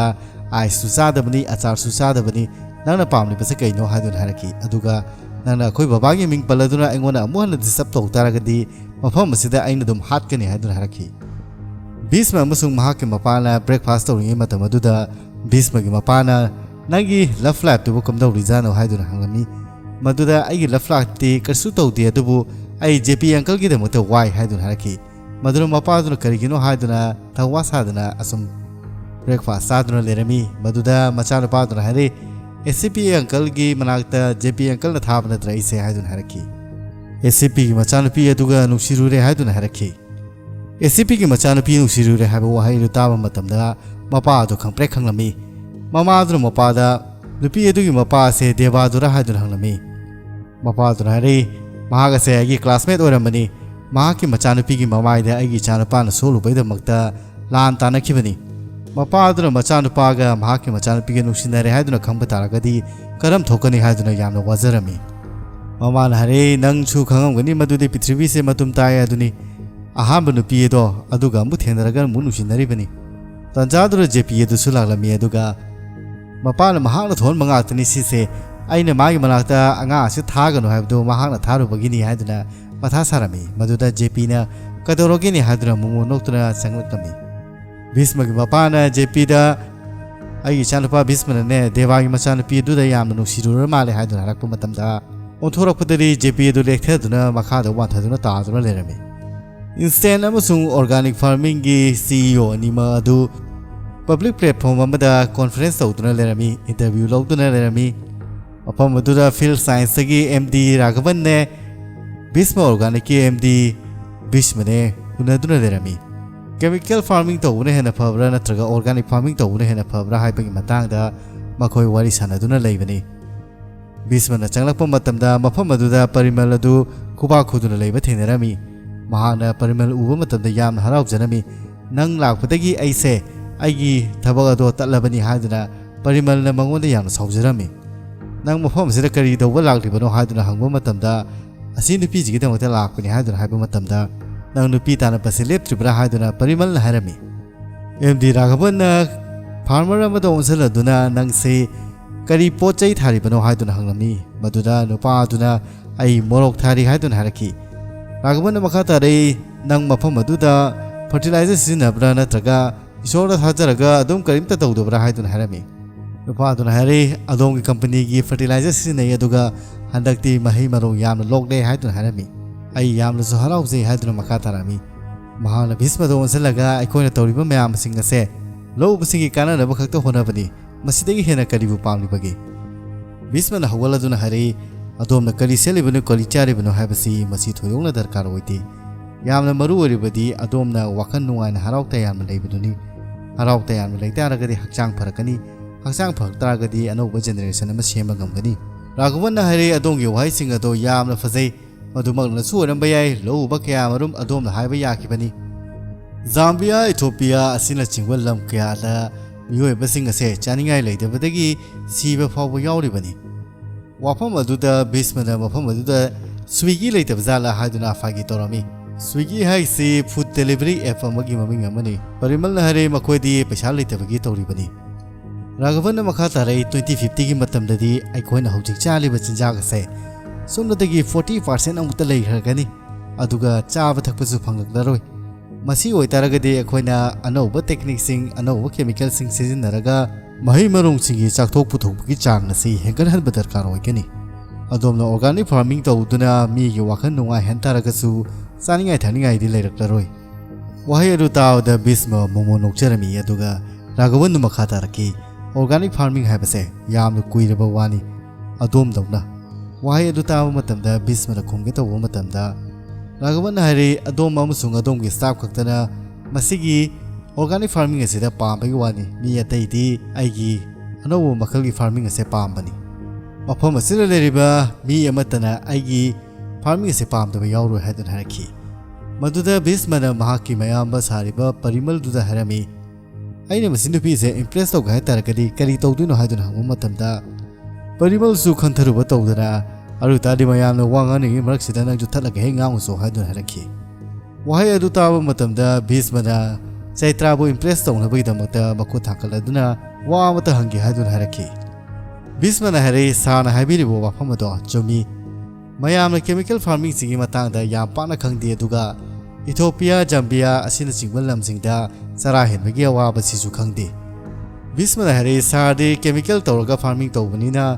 ꯑꯗꯣꯝꯒꯤ ꯐꯥꯔꯃꯤꯡ ꯑꯗꯣ ꯆꯔꯥ ꯍꯦꯜꯂꯤꯕ ꯂꯝꯁꯤꯡ ꯑꯗꯨꯗ ꯆꯠꯂꯒ ꯇꯧꯕꯤꯕꯗꯤ ꯀꯔꯤ ꯀꯥꯏꯕꯒꯦ ꯃꯈꯣꯏꯕꯨ ꯆꯔꯥ ꯍꯦꯟꯕꯗꯒꯤ ꯀꯜꯂꯗꯕꯅꯤ ꯑꯗꯨ ꯑꯣꯏꯇꯥꯔꯒꯗꯤ ꯑꯗꯨꯕꯨ ꯑꯗꯣꯝꯗꯤ ꯑꯁꯨꯝꯅꯗꯤ ꯇꯧꯔꯣꯏ ꯃꯔꯝꯗꯤ ꯃꯗꯨꯒꯤ ꯃꯔꯝ ꯑꯅꯤ ꯂꯩ ꯑꯍꯥꯟꯕꯗꯅ ꯂꯝꯁꯤꯡ ꯑꯗꯣ ꯌꯥꯝꯅ ꯂꯥꯏꯔꯕ ꯂꯝꯁꯤꯡ ꯑꯣꯏ ꯑꯗꯨꯒ ꯃꯐꯝ ꯑꯗꯨꯗꯒꯤ ꯑꯗꯣꯝꯅ ꯄꯩꯁꯥ ꯐꯪꯒꯅꯤ ꯍꯥꯏꯕꯒꯤ ꯑꯁꯥꯁꯨ ꯂꯩꯔꯝꯃꯣꯏ ꯑꯗꯨꯒ ꯑꯅꯤꯁꯨꯕ ꯃꯔꯝꯅ ꯃꯈꯣꯏꯒꯤ ꯂꯩꯕꯥꯛ ꯑꯗꯣ ꯂꯩꯍꯥꯎ ꯆꯦꯟꯗꯦ ꯑꯩꯈꯣꯏ ꯁ꯭ꯋꯥꯏꯗ ꯆꯦꯜꯂꯤꯕ ꯂꯩꯕꯥꯛꯀꯤ ꯂꯩꯍꯥꯎꯁꯤꯒ ꯃꯈꯣꯏ ꯑꯗꯨꯋꯥꯏꯒꯤ ꯂꯩꯕꯥꯛꯀꯤ ꯂꯩꯍꯥꯎꯒ ꯌꯥꯝꯅ ꯈꯦꯠꯅꯩ ꯃꯐꯝ ꯑꯗꯨꯒꯤ ꯂꯩꯕꯥꯛ ꯑꯗꯨꯅ ꯐꯠꯇ꯭ꯔꯒꯗꯤ ꯀꯦꯃꯤꯀꯦꯜ ꯀꯌꯥ ꯁꯤꯖꯤꯟꯅꯔꯕꯁꯨ ꯑꯃꯠꯇ ꯐꯕ ꯉꯝꯃꯣꯏ ꯄꯥꯝꯕꯤ ꯑꯃ ꯍꯧꯒꯦ ꯍꯥꯏꯇꯥꯔꯒꯗꯤ ꯂꯩꯕꯥꯛꯅꯤ ꯈ꯭ꯋꯥꯏꯗꯒꯤ ꯍꯦꯟꯅ ꯃꯔꯨ ꯑꯣꯏꯔꯤꯕꯁꯤ ꯚꯤꯁꯃꯅ ꯍꯥꯏꯔꯛꯂꯤꯕ ꯋꯥꯐꯝꯁꯤꯡ ꯑꯗꯨ ꯇꯥꯕ ꯃꯇꯝꯗ ꯆꯦꯇ꯭ꯔꯥꯁꯨ ꯉꯛꯇꯨꯅ ꯌꯦꯡꯖꯔꯝꯃꯤ ꯚꯤꯁꯃꯅ ꯃꯈꯥ ꯇꯥꯔꯗꯨꯅ ꯍꯪꯂꯛꯈꯤ ꯁꯥꯔ ꯑꯗꯣꯝꯁꯦ ꯏꯁꯣꯔꯗ ꯊꯥꯖꯕꯤꯕ꯭ꯔꯥ ꯃꯗꯨꯗ ꯔꯥꯘꯕꯟꯅ ꯍꯥꯏꯔꯛꯈꯤ ꯍꯣꯏ ꯊꯥꯖꯩ ꯚꯤꯁꯃꯅ ꯍꯥꯏꯔꯛꯏ ꯑꯁꯨꯛ ꯆꯥꯎꯈꯠꯂꯕ ꯇꯦꯛꯅꯣꯂꯣꯖꯤꯒꯤ ꯃꯇꯝ ꯑꯁꯤꯗ ꯑꯗꯣꯝꯅ ꯏꯁꯣꯔꯕꯨ ꯊꯥꯖꯕꯤꯔꯤꯕꯅꯤꯅꯦ ꯑꯗꯨ ꯑꯣꯏꯇꯥꯔꯒꯗꯤ ꯑꯩꯈꯣꯏꯅ ꯑꯣꯔꯒꯥꯅꯤꯛ ꯐꯥꯔꯃꯤꯡ ꯇꯧꯕ ꯃꯇꯝꯗ ꯀꯔꯤꯕꯨ ꯑꯀꯥꯏꯕ ꯂꯩꯕꯒꯦꯅꯦ ꯚꯤꯁꯃꯒꯤ ꯋꯥꯐꯝ ꯑꯗꯨ ꯇꯥꯕ ꯃꯇꯝꯗ ꯁꯦꯅꯤꯌꯔ ꯚꯤꯁꯃ ꯑꯃꯁꯨꯡ ꯆꯦꯇ꯭ꯔꯥ ꯌꯥꯝꯅ ꯍꯔꯥꯎꯖꯔꯝꯃꯤ ꯑꯗꯨꯒ ꯃꯐꯝ ꯑꯗꯨꯗ ꯂꯩꯔꯤꯕ ꯃꯤꯁꯤꯡꯅꯁꯨ ꯌꯥꯝꯅ ꯊꯥꯒꯠꯂꯝꯃꯤ ꯚꯤꯁꯃꯅ ꯃꯈꯥ ꯇꯥꯔꯛꯏ ꯕꯦꯗ ꯑꯃꯁꯨꯡ ꯄꯨꯔꯥꯟꯁꯤꯡꯗ ꯏꯔꯝꯃꯤ ꯑꯩꯈꯣꯏꯅ ꯀꯔꯤꯒꯨꯝꯕ ꯂꯧ ꯎꯕ ꯃꯇꯝꯗ ꯅꯤꯡꯊꯤꯖꯅ ꯅꯤꯌꯣꯝ ꯃꯇꯨꯡ ꯏꯟꯅ ꯂꯧ ꯎ ꯇꯥꯔꯒꯗꯤ ꯑꯩꯈꯣꯏꯅ ꯀꯔꯤꯒꯨꯝꯕ ꯀꯦꯃꯤꯀꯦꯜ ꯑꯃꯠꯇꯒꯤ ꯗꯔꯀꯥꯔ ꯑꯣꯏꯔꯣꯏ ꯃꯔꯝꯗꯤ ꯄ꯭ꯔꯀꯤꯇꯤꯅ ꯃꯤꯑꯣꯏꯕꯗ ꯇꯥꯡꯕ ꯅꯠꯇꯦ ꯃꯤꯑꯣꯏꯕꯅ ꯄ꯭ꯔꯀꯤꯇꯤꯗ ꯇꯥꯡꯕꯅꯤ ꯃꯔꯝ ꯑꯗꯨꯅ ꯑꯗꯣꯝꯒꯤ ꯀꯦꯃꯤꯀꯦꯜꯅ ꯄ꯭ꯔꯀꯤꯇꯤ ꯑꯁꯤꯕꯨ ꯃꯥꯡꯍꯟꯕꯤꯅꯕ ꯍꯣꯠꯅꯕꯤꯒꯅꯨ ꯍꯥꯏꯗꯨꯅ ꯃꯍꯥꯛ ꯃꯥꯏꯀ꯭ꯔꯣꯐꯣꯟ ꯑꯁꯤ ꯃꯍꯥꯛꯀꯤ ꯃꯌꯥꯝꯕ ꯄꯔꯤꯃꯜꯗ ꯄꯤꯖꯔꯝꯃꯒꯦ ꯑꯗꯨꯒ ꯃꯈꯥ ꯇꯥꯕ ꯋꯥꯐꯝꯗꯣ ꯃꯥꯅ ꯍꯥꯏꯖꯔꯁꯅꯤ ꯍꯥꯏꯗꯨꯅ ꯃꯐꯝ ꯑꯗꯨꯗꯒꯤ ꯆꯠꯈꯤ ꯄꯔꯤꯃꯜꯅ ꯃꯥꯏꯀ꯭ꯔꯣꯐꯣꯟ ꯑꯗꯨ ꯄꯥꯏꯗꯨꯅ ꯃꯁꯥ ꯃꯊꯟꯇ ꯊꯛꯇ ꯅꯤꯛꯇꯨꯅ ꯀꯔꯤꯅꯣ ꯇꯧꯔꯤꯕꯁꯤꯕꯨ ꯍꯥꯏꯗꯨꯅ ꯉꯛꯆꯗꯨꯅ ꯂꯩꯍꯧꯏ ꯆꯩꯇ꯭ꯔꯥꯅ ꯊꯣꯛꯂꯛꯄ ꯃꯇꯝꯗ ꯚꯤꯁꯃꯗ ꯅꯪꯅ ꯑꯣꯔꯒꯥꯅꯤꯛ ꯐꯥꯔꯃꯤꯡꯒꯤ ꯃꯇꯥꯡꯗ ꯑꯁꯨꯛ ꯌꯥꯝꯅ ꯈꯪꯂꯝꯂꯤꯕꯁꯤ ꯀꯔꯝꯅꯅꯣ ꯍꯥꯏꯗꯨꯅ ꯍꯪꯂꯝꯃꯤ ꯃꯗꯨꯗ ꯚꯤꯁꯃꯅ ꯑꯗꯣꯝꯅ ꯄꯤꯔꯛꯈꯤꯕ ꯂꯥꯏꯔꯤꯛ ꯑꯗꯨ ꯄꯥꯔꯨꯕꯗꯒꯤ ꯈꯪꯕꯅꯤ ꯑꯗꯨ ꯇꯥꯔꯒꯗꯤ ꯅꯪꯅ ꯂꯥꯏꯔꯤꯛꯁꯤꯡ ꯑꯗꯨ ꯂꯣꯏꯅ ꯄꯥꯔꯤꯕ꯭ꯔꯥ ꯍꯥꯏꯗꯨꯅ ꯆꯩꯇ꯭ꯔꯥꯅ ꯍꯪꯂꯝꯃꯤ ꯃꯗꯨꯗ ꯚꯤꯁꯃꯅ ꯍꯣꯏ ꯑꯩꯅ ꯂꯣꯏꯅ ꯄꯥꯏ ꯍꯥꯏꯗꯨꯅ ꯈꯨꯝꯂꯝꯃꯤ ꯀꯔꯤꯒꯤꯗꯃꯛꯇ ꯄꯥꯔꯤꯕꯅꯣ ꯍꯥꯏꯗꯨꯅ ꯆꯩꯇ꯭ꯔꯥꯅ ꯍꯪꯂꯛꯄ ꯃꯇꯝꯗ ꯅꯪꯅ ꯑꯣꯔꯒꯥꯅꯤꯛ ꯐꯥꯔꯃꯤꯡꯒꯤ ꯃꯇꯥꯡꯗ ꯌꯥꯝ ꯍꯦꯟꯅ ꯊꯋꯥꯏ ꯌꯥꯎꯕꯗꯨ ꯎꯕ ꯃꯇꯝꯗ ꯑꯩꯁꯨ ꯄꯥꯕꯅꯤ ꯆꯩꯇ꯭ꯔꯥꯅ ꯍꯥꯏꯔꯤ ꯃꯗꯨꯗꯨꯅ ꯇꯥꯛꯂꯤꯕꯁꯤꯅꯗꯤ ꯅꯪꯅ ꯑꯩꯕꯨ ꯏꯝꯄ꯭ꯔꯦꯁ ꯇꯧꯅꯕꯒꯤꯗꯃꯛꯇ ꯃꯗꯨꯒꯤ ꯂꯥꯏꯔꯤꯛꯇꯨ ꯄꯥꯔꯤꯕ꯭ꯔꯥ ꯃꯗꯨꯒꯤ ꯋꯥ ꯅꯠꯇꯦꯗ ꯍꯥꯏꯗꯨꯅ ꯚꯤꯁꯃꯗꯨ ꯌꯥꯝꯅ ꯄꯥꯈꯠꯅ ꯆꯠꯈꯤꯒꯦ ꯇꯧꯔꯝꯃꯤ इखंग खंगौदना चैत्राना भीष्मदा आई लव यू हाइदु हायरमी भीष्म पुंग ngakcherami चैत्राना हारै नुपी अमना नुपा अमबु नुसिबगिदमक्ता अंगकप थौदोक करिसु चंगदे नुपी अदुना महाकि नुपा अदुगिदमक्ता अफबा वाखलोन खनगदबनी हाइबदि महाकि ओपिनियन अदो फागदबनी अदुबु आइगि राय अदो चुममि हाइबदि नंग उनजंगे ममांगदगि चुमबनी नोंमा नंगना अखोय बाबागी गाड़ी थौरिङै टाइमिंग अदुदा अइना नंगोना फोन तौरक्पा मतमदा नंगा अखोय बाबागा वारि सानबा मतमदा कोई पाना लंबीदा लेरिब नुपा मचा खरना चा थक्तुना वाथि गानाबदुदा नंगना कमेंट पीखिबादो मधु अइना ताहौवी मधु तारुबो मतमदगी नंगसे अफब मीनि हाबसे खंखिबनी मतम अदुदगीदी नंगसे अइना दुम सानादुना लाकपनी वाफम अदु ताबो मतमदा भीष्म पुंगा ngaktuna ताजरमी चैत्राना मखा तारखी नंगना अइगिदमक्ता मी कुन फुखिबनी नंगना अइगिदमक्ता खोइ बाबागा नुमि कुनि लेमिनखिबनी अदुगा अनौबा सब्जेक्ट अमबु थवाई याउना पादुना पुंखाय मदु लोइसनबा ngambani तसेंगना हाइबा मतमदा नुपी अमना नुपा अमबु महाकिदमक्ता नुपा तुना करिगुंबा खरा तौ तारगदी महाना पामजबनी अदुबु करिगुंबा महाना उनरिबा नुपा अदुना महाना पामजरिबा अदुदगी खरा हेना एक्स्ट्रा ओइना तौ तारगदी नुपी अदो यामना मराइबा फबा नुपीनी असि हारदुना चैत्राना भीष्मदा आई लव यू हाइदुना कोनसिनजरमी भीष्मसु अइना हिंगली फावदी नंबु नुसिगनी हाइदुना हरमी तंजा अदुना SCP दा मचानुपीगा भीष्मगा कोनाबगी फोटो अदु महाकी साबामना मगोना मेसेज ओना सारक्लमी फोन तौरक्तुना अइना टीवी स्टेशन दा चटपा मतमदा चैत्रा से असिगी नुपा असिगे लेमिनबगी मओंग अदु उबु मतमदा अदोमना थारक्पनी हाइदुना हरमी सोमनाकंदरी JP ना देवादा फोन हंजिन हंजिन तौरमी देवान तौरको फोन नि हाइदुना JP अदु फोन पाकलमदे देवा खोना खोइछाउनोबे हेमन खिदुना महाक JP गी मयुम तमना लाक्लमी JP की मयुम तमना लापो मतमदरी JP अदु मयुम दरैति हादुना भीष्म की मपाई मयुम सखिबनि हादुना भीष्म की मपाई मयुम दर लाक्लमी भीष्म की मपाना JP दा देवादो अमुहना फोन तोरकपरा हादुना हंगलमी मदुरा JP ना करिगुम फोन तोरपो मतमदा अनिरक खिंगम मतुंदा पाकलक्त्रगदी अमुहना कनामता तौनदबनि हादुना महा मफम अदुरगी थोलपो मतमदा थोंग हे हातोपो मतमदा देवा मफम अदुना लेरमी देवा उरुबो मतमदा महाक थक थक निगलमी भीष्मगी मपाना थवोइदना नंग मफम अदुदा मुलेतुना लेबिदि कदौरे हाइदुना हंगो मतमदा महाना मुंग थोरपो मतमदा देवा लेतुना लेबो मतौदु उबो मतमदा महाकसु खंगबोय लाकपोय स्वाय स्वाय लाउदुना लेजरमी भीष्मजु ममादा चैत्रादे अइना हाइबदु यारे अदुबु महाकी मपादुबु करमना थियमदुनो हाइदुना वारी सादुना थोलकपो मतमदा देवा लेतुना लेबो मतौदु उबो मतमदा मखोय पुमनमक चपचप युंगना लेतुना लेनरमी देवाना हरे आगांग वरिंग मतमदा थोखिबा थौदो अदुगी नखोइना मोलोम लेरदुना नचानुपासी आइगी चानुपी कोइनबगीदमक थारैबरा देवाना मसी पुनमगसे JP नंगना सिलिबरा हाइदुना हंगनमी मतम अदुदा महाककी मसकसे पाउताइनी येनिंखिदबनी अदुगा नंगना करमना आइगी इमानुपा ओइनबनीना खलिबनो भीष्मना हरे आगांग वरिंग मतमदा करी थोखिबनो हाइबदुदि आइ खंगहौद्रे अदुबु अइना नंगी नचानुपी चैत्राबु यामना नुंसी हाइदुना हरमी मधुदा देवान नोमैसलदुना भीष्मदा नममी मतौदु उबा मतमदा ममादगी मपादगी लोइना पाखलमी देवाना भीष्मदा ओनसलगा नंगी नपासे मसार तौरिबा थबा अदुदा नुवाइजबा मीनी अदुगा महाना मसीना पुंपेन पेले हादुना खंजबा मीनी अदुगा महाकसे कानद्रबा मी अमसु ओइरबनी अदुगा नंगना महाकी मचानी भीष्मना देवाना मुन्ना येंबा मतमदा देवाना अदुमना येंकनु नंगना आइगी चानुपी पामलिबा से आइगी चानुपीगी थासे कैनो हंगरा महाना SCP की मचानुपी अमनि हायरदुना भीष्म ऑर्गेनिक अदुदा याम लाइना पोस्ट अदु फंगबा याबनि अदुबु महाकी होनजमना महाना मधुगी थादो फंगबा ngamजखिबनि अदुगो नंदी करिनो नंदी करिमता सुनति डिग्री फावबो लोइसनबा ngamजदि मफम मधुरा नंगनाने वाचमैन की थबक अमा फावबो तौबा फंगलोय देवाना नोमै अदु लोक चिंगदुना ट्रिगर अदु नमगे तौबा मतमदा मपा अदुना खामलदुना करिबा नंग हौजिकिदो महागासे नंगी नचानुपी कंपनी अदुदा वाचमैन फावबा फंगलोयबा वाचमैन दी महाकति कदौबगी तौद्रिबा महागासे कंपनी अदुगी अनौबा CEO नि हाइदुना हरमी नंगनदी नंगी नचानुपी अदो कंपनी अदुना थबक तौवे अदुना नापन तौदुना हराउजरी अदुबु आइगी चानुपासदिने कंपनी अदुगिने मपुनी CEO नि सीनियर भीष्मगी अमत ngaijरबा मसुनुपानी हाइदुना हरमी ममानदी थिंगनबा होनजै अदुबु वाफमसे नंग आइगोंदा थिंगलक्लनु ngasi loina haidolani haiduna mapa adun harami mapa yo wafam rutaba matamda भीष्मति punga ngakjarami dewasu punga ngaglami tonja aduna media gi mi kya laktuna makhoi mayum adura thomjilami aduga भीष्मबु interview lawrami भीष्मदा anoba CEO oibasi karamda phawbi gi haiduna hanglami भीष्मना aidi punga ngagle haiduna harakhi media na sandolewa paw dusu Bhishma organic ki MD senior भीष्मना ta aduna lerami भीष्मगी मयुमदा थबक सुतुना लेरिबा नुपी अदुना ꯅꯪꯒꯤ ꯅꯄꯨꯒ ꯅꯪꯒꯁꯦ ꯅꯁꯛ ꯌꯥꯝꯅ ꯃꯥꯟꯅꯩ ꯍꯥꯏꯗꯨꯅ ꯍꯥꯏꯔꯝꯃꯤ꯫ ꯚꯤꯁꯃꯁꯨ ꯑꯗꯨꯃꯛ ꯇꯥꯗꯨꯅ ꯃꯃꯥꯗ ꯅꯪ ꯋꯥꯈꯜ ꯅꯨꯡꯉꯥꯏꯇꯕ ꯇꯧꯅꯨ, ꯑꯩ ꯇꯣꯏꯅ ꯇꯣꯏꯅ ꯂꯥꯛꯀꯅꯤ ꯍꯥꯏꯗꯨꯅ ꯐꯤꯔꯣꯟ ꯌꯣꯝꯃꯗꯨꯅ ꯆꯠꯀꯦ ꯇꯧꯕ ꯃꯇꯝꯗ ꯃꯄꯥ ꯑꯗꯨꯅ ꯅꯪ ꯑꯁꯦ ꯃꯍꯥꯛꯀꯤ ꯃꯁꯨ ꯅꯨꯄꯥ ꯅꯠꯇꯦ, ꯌꯦꯡꯉꯨ ꯅꯪꯒꯤ ꯅꯄꯨꯗꯤ ꯁꯤꯗ ꯂꯩꯔꯦ ꯍꯥꯏꯗꯨꯅ ꯃꯍꯥꯛꯀꯤ ꯕꯦꯒ ꯑꯗꯨ ꯄꯨꯊꯣꯛꯇꯨꯅ ꯎꯠꯂꯝꯃꯤ꯫ ꯃꯗꯨꯗ ꯃꯆꯥꯅꯨꯄꯥ ꯑꯗꯨꯅ ꯃꯁꯤꯒꯤ ꯇꯥꯏꯃꯤꯡ ꯑꯁꯦ ꯐꯥꯒꯤ ꯇꯧꯕ ꯌꯥꯕ ꯃꯇꯥꯡ ꯅꯠꯇꯦ ꯍꯥꯏꯗꯨꯅ ꯍꯥꯏꯔꯝꯃꯤ꯫ ꯃꯗꯨꯗꯒꯤꯗꯤ ꯃꯄꯥ ꯑꯗꯨꯅ ꯍꯥꯏꯔꯛꯏ, ꯐꯥꯒꯤ ꯇꯧꯕ ꯅꯠꯇꯦ, ꯑꯁꯦꯡꯕꯅꯤ, ꯃꯍꯥꯛꯅ ꯅꯪꯒꯤ ꯅꯀꯣꯛꯇ ꯅꯣꯡꯃꯩꯅ ꯅꯝꯗꯨꯅ ꯂꯩꯕ ꯃꯇꯧ ꯑꯗꯨ ꯎꯕ ꯃꯇꯝꯗ ꯅꯪꯕꯨ ꯁꯣꯏꯗꯅ ꯀꯥꯞꯈ꯭ꯔꯒꯅꯤꯅ ꯍꯥꯏꯖꯤꯟꯈꯤꯕꯅꯤ꯫ ꯑꯗꯣ ꯐꯔꯦꯅꯦ, ꯑꯗꯨꯅ ꯑꯗꯨ ꯑꯣꯏꯔꯦ, ꯑꯗꯨꯒ ꯃꯦꯗꯤꯌꯥꯒꯤ ꯃꯤ ꯃꯌꯥꯝ ꯂꯥꯛꯏꯗꯨꯅ ꯀꯝꯗꯧꯕ ꯍꯥꯏꯗꯨꯅ ꯍꯥꯏꯕ ꯃꯇꯝꯗ ꯖꯦꯄꯤꯅ ꯍꯥꯏꯔꯛꯏ, ꯃꯍꯥꯛꯅ ꯇꯔꯪ ꯆꯠꯂꯤꯉꯩ ꯃꯇꯝ ꯑꯗꯨꯗ ꯃꯍꯥꯛꯀꯤ ꯅꯣꯡꯃꯩ ꯑꯗꯨꯅ ꯑꯩꯉꯣꯟꯗ ꯑꯣꯟꯁꯤꯜꯂꯛꯄ ꯑꯗꯨ ꯎꯕ ꯃꯇꯝꯗ ꯑꯩ ꯁ꯭ꯋꯥꯏ ꯁ꯭ꯋꯥꯏ ꯂꯥꯎꯕ ꯍꯦꯟꯃꯟꯈꯤꯗꯨꯅ ꯀꯔꯤ ꯇꯧꯗꯨꯅ ꯈꯪꯃꯟꯗꯗꯅ ꯃꯦꯗꯤꯌꯥꯒꯤ ꯃꯤꯁꯤꯡ ꯑꯗꯣ ꯑꯩꯅ ꯑꯅꯧꯕ CEO ꯑꯗꯣ ꯁꯤꯗ ꯂꯩꯔꯦ ꯍꯥꯏꯗꯨꯅ ꯀꯧꯈꯤꯕꯅꯤ꯫ ꯋꯥꯐꯝ ꯑꯗꯨ ꯇꯥꯕ ꯃꯇꯝꯗ ꯚꯤꯁꯃꯗꯤ ꯄꯨꯡꯉꯛ ꯉꯛꯇꯨꯅ ꯇꯔꯪ ꯆꯠꯇꯨꯅ ꯂꯩꯔꯝꯃꯤ꯫ ꯃꯍꯥꯛꯅ ꯍꯥꯏꯔꯛꯏ, ꯑꯩꯗꯤ ꯐꯤꯂꯝꯗꯧꯅ